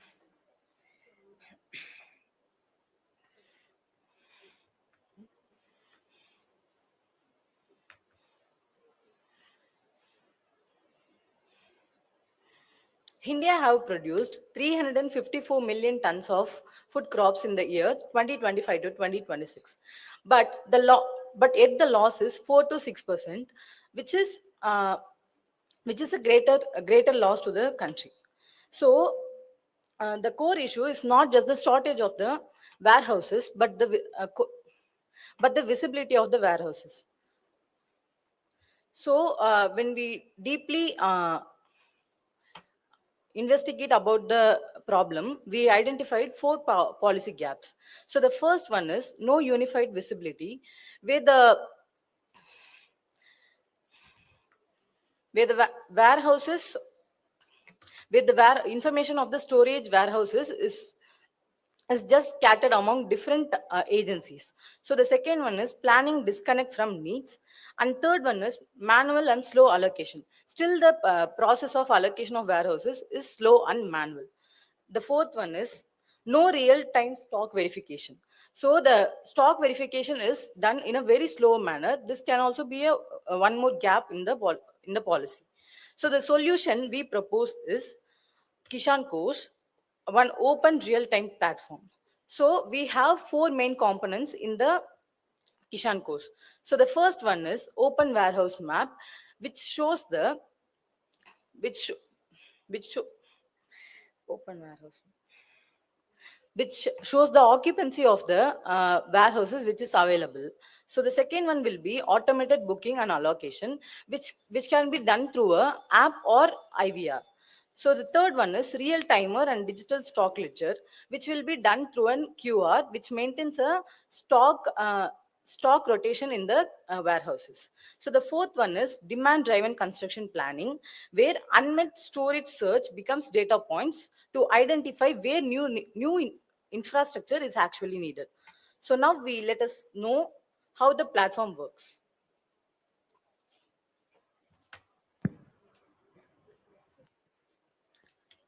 Okay. So now we begin with the implementation roadmap. We begin with the pilot where in a taluk we introduces the we digitalizes the existing storage facility and we geotag it along with a QR based stock lodging. Team And- 1, I would like you to conclude, please. Yeah. So after allocating these kind of digitalizing and geotagging, we can I conclude with an heat deficit map, which can be utilized for the future proportion of the warehouses. So these are the measurable quantity outcomes that can be made out of the Kishan Kosh. Team 1, your time is up. I would really like you to wrap up. We'll move on to the team 2 now. Yes. So our vision is nothing but to integrate the fragmented warehouses information into a centric and real-time evidence-based information and a platform that bridges the information gap, because the challenge is not only about the infrastructure but the information that is being scattered. So our aim is to reduce the post-harvest losses as well as to strengthen the India's food security. Thank you. Next, we have Shriyansh M and Harish Nachiyappan from DG Vaishnav College.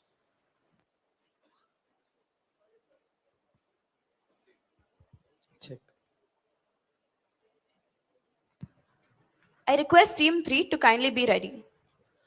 Greetings everyone in this afternoon. Good afternoon to everyone. I am Harish Nachiyappan and he is Shriyansh. We are from Dwarakadas Govardhandas Vaishnav College, first year BCom honors students. So we are here with a basic problem, which is food waste. How many of you visit restaurants often, right? Almost everyone go to a restaurant with your family and you tend to waste more of the food in your plate. We live in a culture where people collect as much as food as their plates can, but forget that their appetite cannot. Let us take an example of a pizza restaurant. You go to a pizza restaurant with your kid, and your kid tend to take out the onion and capsicum out of it, which cannot be consumable by other people. So we are here to collect those waste and convert it into something useful and adding to the national development. Over to Shriyansh.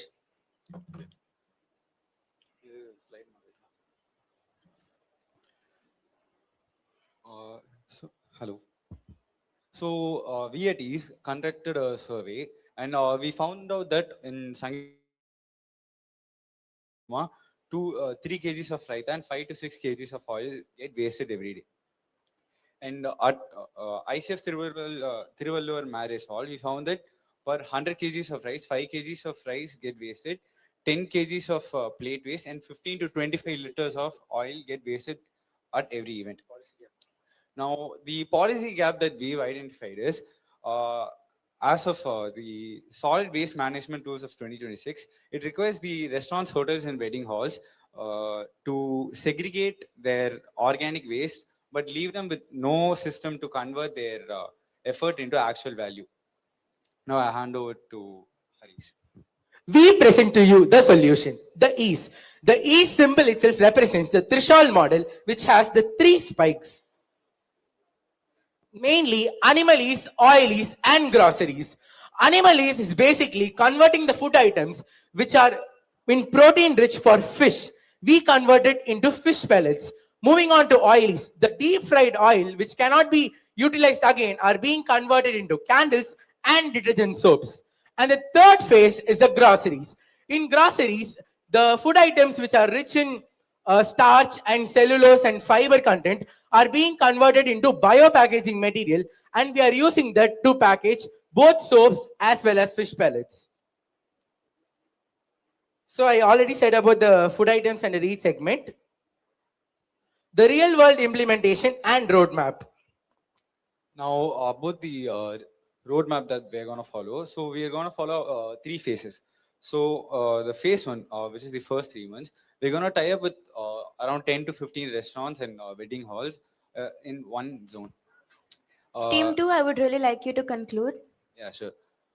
And for phase 2, we're going to set up our segregation and processing facility and introduce fish pellets. And for phase 3, we're going to scale up by tying up with local bodies and associations that align with Swachh Bharat mission.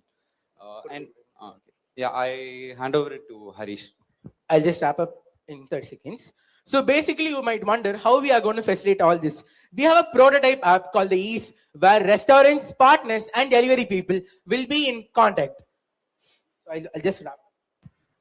So the quantifiable impact and expected public outcome. Adding on to this, we are aligning with many SDGs compared with SDG 12, SDG 13. We are aligning with SDG 13 as we are reducing landfills, and there is no methane generation when the waste is being converted into something useful. SDG 14 is water and marine protection. Since we are taking care of fish, we are under water and marine protection. We are aligning with SDG 12, which is waste to resource, converting food waste into something useful. SDG 15, sustainable bioconversion is being done. Thank you. Thank you. Thank you. Next, we have Team 3, Safia S. and Nityashri K., MOP Vaishnav College.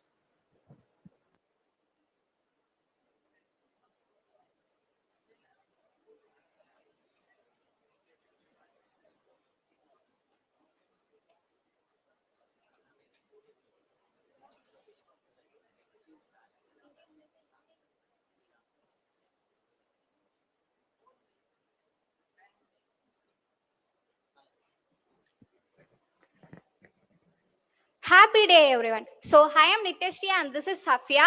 So, we are coming from 3rd BSc CS. So, we are today going to present our idea, the Smart Kuvam Corridor. So, let's start with the problem. So, the actual problem is the Kuvar River in Chennai is most visited unfixed problem. So, as shown in the stats here, it's most polluted river in India. So everyone sees to resolve it, but nobody actually thinks to restore it. So the policy gap we have identified. So right now we have water resources for water, corporation for drainage, CMDA for land use, and CMRL for transit. On the other side, we actually have CRRT for the restoring water quality, but not the actual governance. So we also identify the other gaps, like it's actually no real-time monitoring in current project and no cleanup, and it is not seen as an infrastructure. So we are going to propose a solution like a new authority, a CRDA. It's basically Kuvam Riverfront Development Authority. So basically it replaces the fragmented government, like we have individual separate department for her. So we are combining all this and giving the ownership to the single authority. So So it will manages all the public dashboard, IoT sensors, pollution data, everything. And it works as a public-private partnership. So the government sets actually the direction, and the private partners will build and maintain it. Over to Safia. So this is the outline of our project. So I'm going to explain how it is going to be implemented and the structure and mechanism. So the first is bridge and foundation. The bridge and foundation will be built using RCC, reinforced concrete cement, and the pillars will be built in both river bank and the river bed, so it gives a strong foundation. And we have biogas extraction ventilation, which is that in near Kuvam river we will have bats mills, right? It would be sucking that. The fans, we have installed 8 fans around the bridges, and it would be sucking out every gas that senses, and we will be having sensors near that. So that sensors will be detecting, and it would be processed through the biofertilizers inside the pipe, and it would be letting out with a fresh air. Next, we have sensors. We have water level sensor and water speed sensor that would be installed inside the Kuvam river. So it will be monitoring whether water level is high or not, and it would be sending the signals to the PLC, which acts as the brain, and it will be controlling whether it has to, and it will be owning the motor, and then the gates will be open. We have installed 2 main gates between. Team 3, you need to conclude, please. Yeah. So we will be installing 2 big gates, and in the upstream and the low stream, and we will be having solar panels under. So these solar panels are installed using PM Solar Gar. Under this scheme, we will be installing, and we will be having a parking lot with self-EV stations, and also a green space for public to use. And also we have in future we have metro integration. As I said, this is our blueprint, and this is how it looks. Thank you, Team 3. And 1 minute. And our project aligns with SDG goals, and we have separate schemes that contribute. And also the total estimation cost is 1,000 crores for a pilot stretch, and total cost around 7,000 crores. Thank you. Thank you. Lastly, I'd like to call upon Team 4, Vaishnavi Shyam and Ashwika Lakshmi Kailas, MOP Vaishnav College.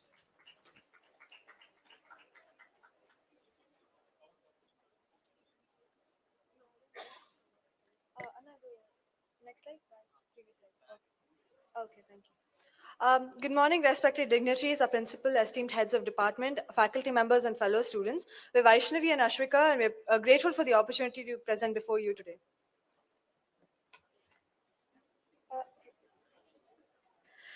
As India's cities continue to grow, the challenge is no longer identifying infrastructure needs, but ensuring that limited public funds are invested in the right projects at the right time. Current planning remains largely reactive, resulting in delayed infrastructure and inefficient capital expenditure. Although tools like MOHUA's service level benchmarks already assess infrastructure needs, there is no integrated framework that combines existing demand, future urban growth, and financing readiness to guide investment prioritization. This disconnect leads to fragmented planning and missed opportunities for more strategic and municipal investment. Our proposal addresses these gaps through 3 complementary reforms. First is the Infrastructure Demand Index. Rather than replacing existing government metrics, the IDI integrates service-level benchmark data, sanctioned but unfunded infrastructure projects, historical construction trends, and urban growth projections to identify where infrastructure investment should be prioritized. It also incorporates implementation and financing readiness, such as institutional capacity and the municipality's ability to leverage instruments like municipal bonds or PPPs where appropriate. Secondly, we propose a municipal audit and planning committee, which meets twice a year to review project progress, update priorities using the latest urban data, and ensure investments remain aligned with changing infrastructure needs. Third, we recommend the dynamic budget allocation system, where a portion of capital expenditure remains flexible throughout the year, and which allows the governments to respond to emerging developmental patterns instead of waiting until the next annual budget cycle. So implementation is phased over 3 years. We begin by developing the IDI and collecting municipal data. This is followed by establishing the municipal audit and planning committee and piloting the framework in selected urban local bodies in Maharashtra. Biannual reviews will be conducted to monitor and evaluate project outcomes and reallocate capital expenditure based on changing urban needs. The framework can then be integrated into existing digital governance systems and be scaled nationally. This is a prototype of the infrastructure demand index built using data from previous internship. While the underlying data is confidential, the prototype demonstrates how the framework functions in practice. By combining predictive planning with adaptive budgeting and structured governance, we expect the framework to Team improve. 4, kindly conclude. We expect the framework to improve investment alignment by 20 to 30%, enhance public service delivery by 10 to 20%, and increase budget efficiency by 10 to 15%. In short, our proposal helps government plan that public funds are invested where they're needed most. Thank you. Congratulations to all the participating teams for presenting their innovative, thoughtful, and impactful ideas. Kindly bear with us while the stage is being set up.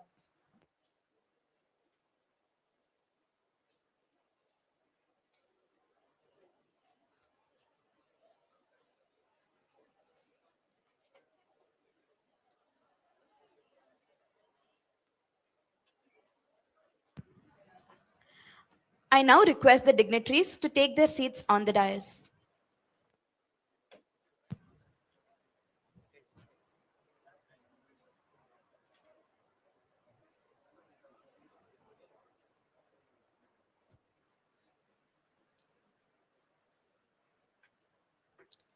I request Dr. Jayashree S., Vice Principal, MOP Vaishnav College, to announce the winners of the Ideathon and our chief guest, Shri Sanjeev Sanyal, to give away the certificates and the prizes.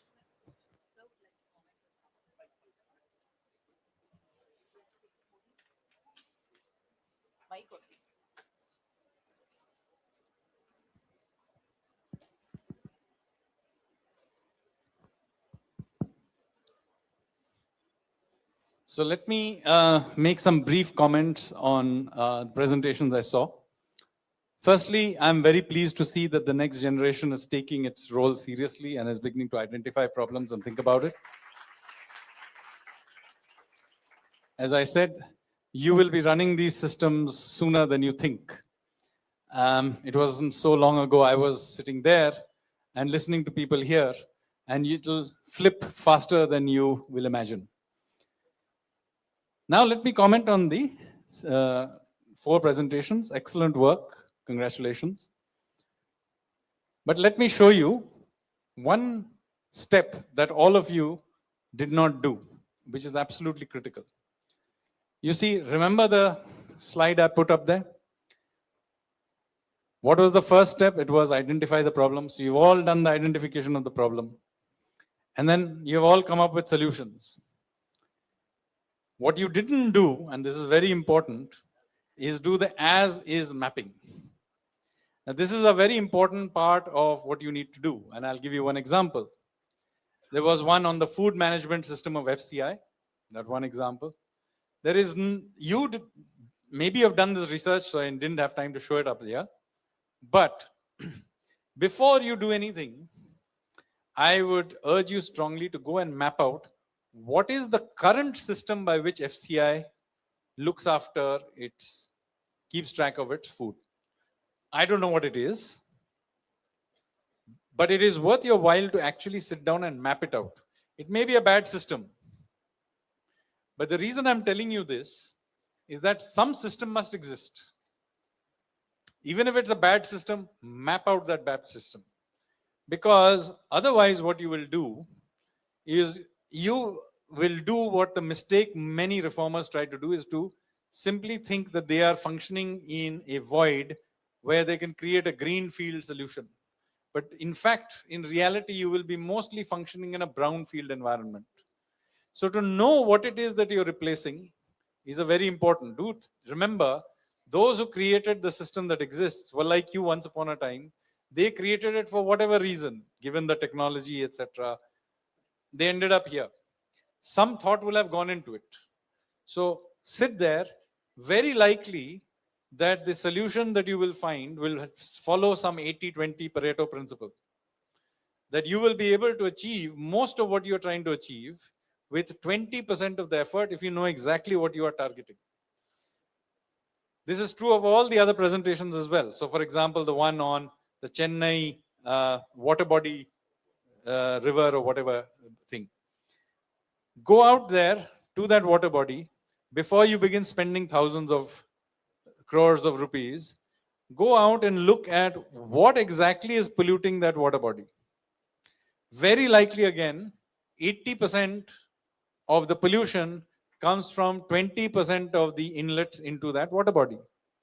Simply solving something relatively targeted in those will dramatically simplify whatever it is that you're trying to achieve without having to go out and do these grand projects.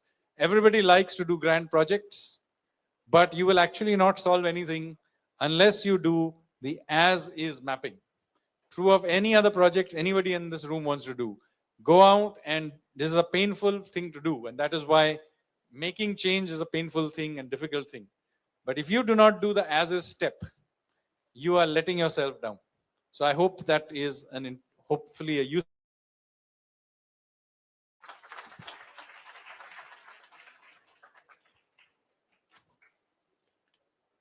Thank you, sir. The point well taken. The intercollegiate competition on student civic innovation ideathon received 52 entries, and the jury have shortlisted top 3 teams and 1 team for the special mention. I request the winners to come up onto the stage. Request the chief guest and the other dignitaries to distribute the certificates. Every team gets a cash prize of 5,000 rupees. Kavinaya M and Shanmugapriya G. Kisan Kosh from Storage Gaps to Smarter Governance. Second MSc Food Technology Management, MOP Vaishnav College for Women. Nityashri K and Safia S. One River 3 Solutions, the Smart Kuvam Corridor. Third BSc Computer Science, MOP Vaishnav College for Women. Vaishnavi Shyam and Ashwika Lakshmi Kailash. Infrastructure Demand Index, Predictive Municipal Budget Allocation. The team is from 2nd BA Economics.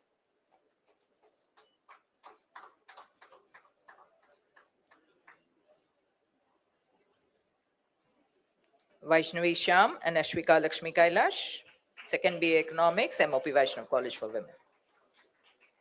Shriyansh and Harish Nachyapan, the team from BCom Honors, DG Vaishnav College, on the topic, the EASE project, Fish EASE and Grosser EASE, plate waste to aqua feed.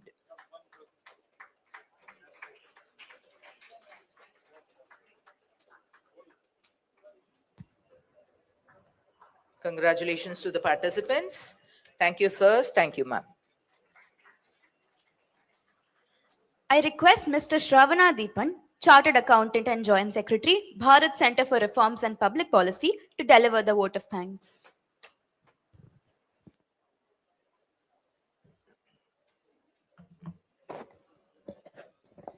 Respected Shri Sanjeev Sanyal ji, Dr. Archana Prasad, Shri Sundar Raman sir, distinguished guests, faculty members, students, ladies and gentlemen, as we come to the close of this enriching session, it's my privilege to propose the vote of thanks. First and foremost, I express our heartfelt gratitude to the chief guest, Honorable Sanjeev Sanyal ji, for taking his time out amidst this busy schedule today. And his insightful address on economic reforms has given us all something to ponder upon. We are deeply grateful, sir, for your valuable guidance. I thank Dr. Archana Prasad, Principal, MOP Vaishnav College for Women, for graciously hosting this program and extending every support to make today's event a success. Thanks to Mr. S. Sundar Raman, Secretary of Bharat Center for Reforms and Public Policy, for his leadership in organizing this dialogue and bringing together such an inspiring platform for students and policy enthusiasts. I congratulate all the participants and winners of the Ideathon. Your ideas remind us that the future of India lies in creativity and commitment. And I also thank the faculty members, volunteers, organizing committee, technical team, media, the professionals who have joined us here, everyone and who has worked tirelessly behind the scenes to make this event a success. Finally, thank you students, guests, teachers, participants, everybody for making this event a more meaningful and insightful one. On behalf of Bharat Center for Reforms and Public Policy, thank you all once again. Thank you. Thank you, sir.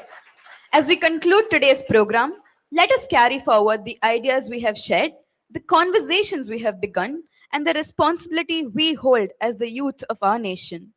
The future of India will be shaped not only by great policies, but young minds with the vision to question, innovate, and lead. We request the audience to kindly rise for the national anthem.